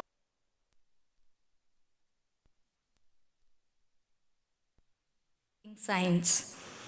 We also thank all the eminent scientists who, with their spontaneous support to our cause and valuable suggestions, help us in improving the quality of our activities each year and select worthy students. We acknowledge all the candidates who participated in our programs and wish them success in all their endeavors and career ahead. Our congratulations to all the awardees today. Our thanks to the Compare team, Ms. Muskan, Ms. Smita, and Ms. Mohita for the wonderful way in which they conducted the event. We thank the audience and the media for their support to our cause. Our thanks to the staff of Birla Science Center for all the arrangements. Last but not the least, all the team members of KVRSS need a special mention, without whom this would not have been possible. We thank one and all who made this event a grand success. Thank you and good night. So we request all the awardees to come on the stage for a photograph.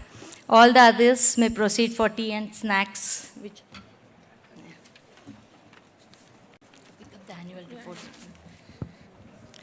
We'd like to thank the audience as well for their wonderful contribution in making our program a great success. Congratulations to all the winners and special thanks to all the distinguished guests who spared their valuable time to be a part of this event. I now request all the awardees to come onto the stage. Please collect a copy of your annual report from the help desk outside. Everyone may proceed for snacks and tea outside. I request all the awardees to come onto the stage.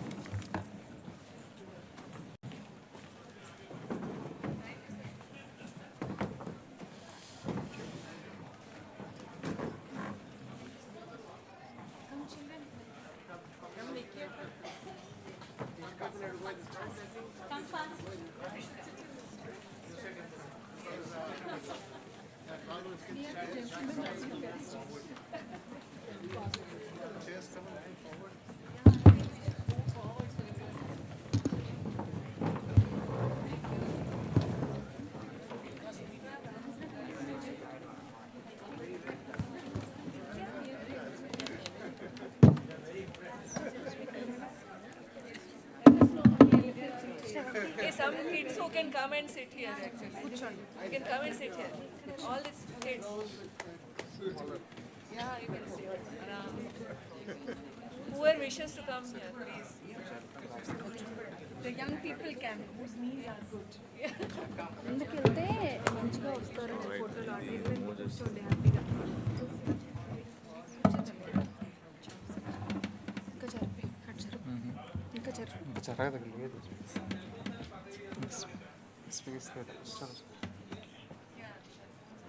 Please, all of you.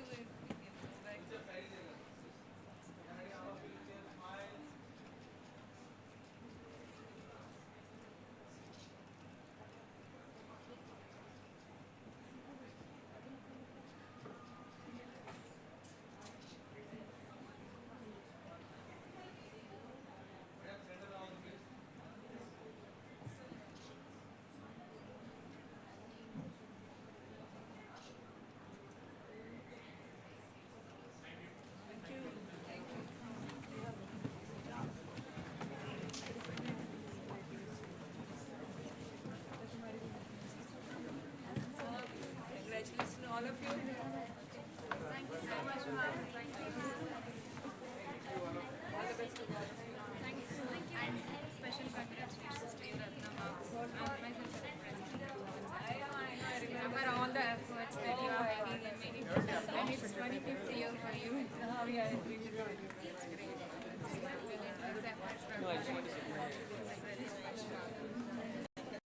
The way you always did it. No, I want them to for the future. While I was speaking, I just couldn't give and express my gratitude for all those who helped me up to this point.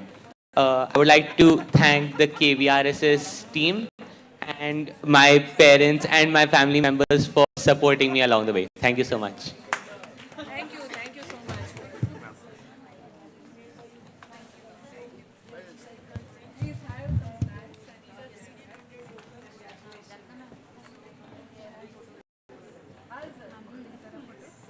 Here, one photo. Come here, no, when all of this. One photo with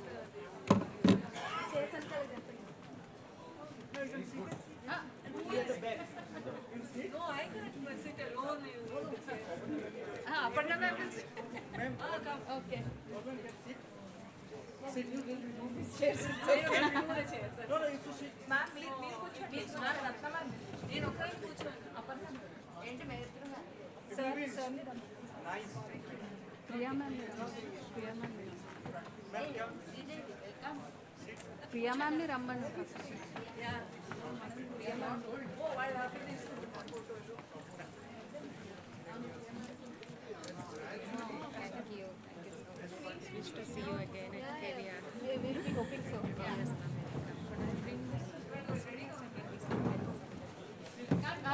Sure. KVRSS team, please come fast. Sure. Priyanka, come. On behalf of Pradeep, you can come. Master sir is coming. Neeraj,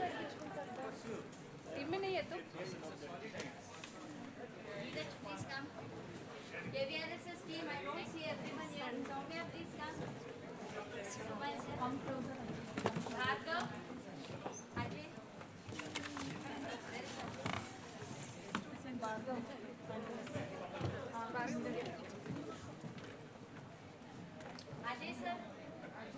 Ajay sir.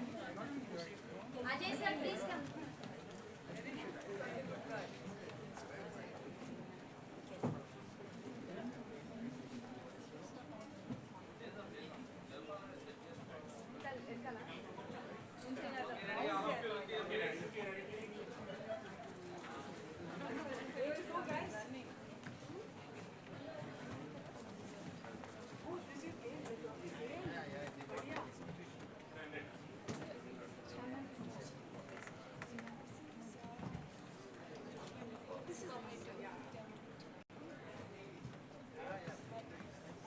Ready to market.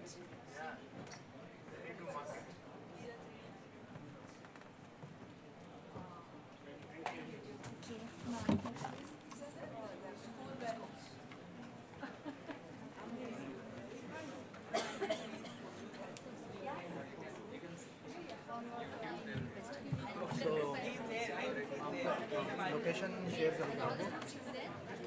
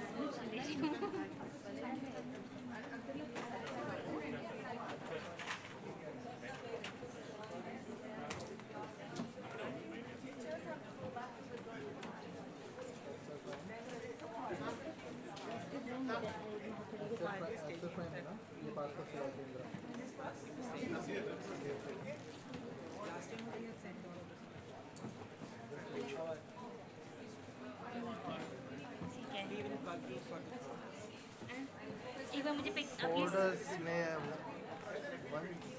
I received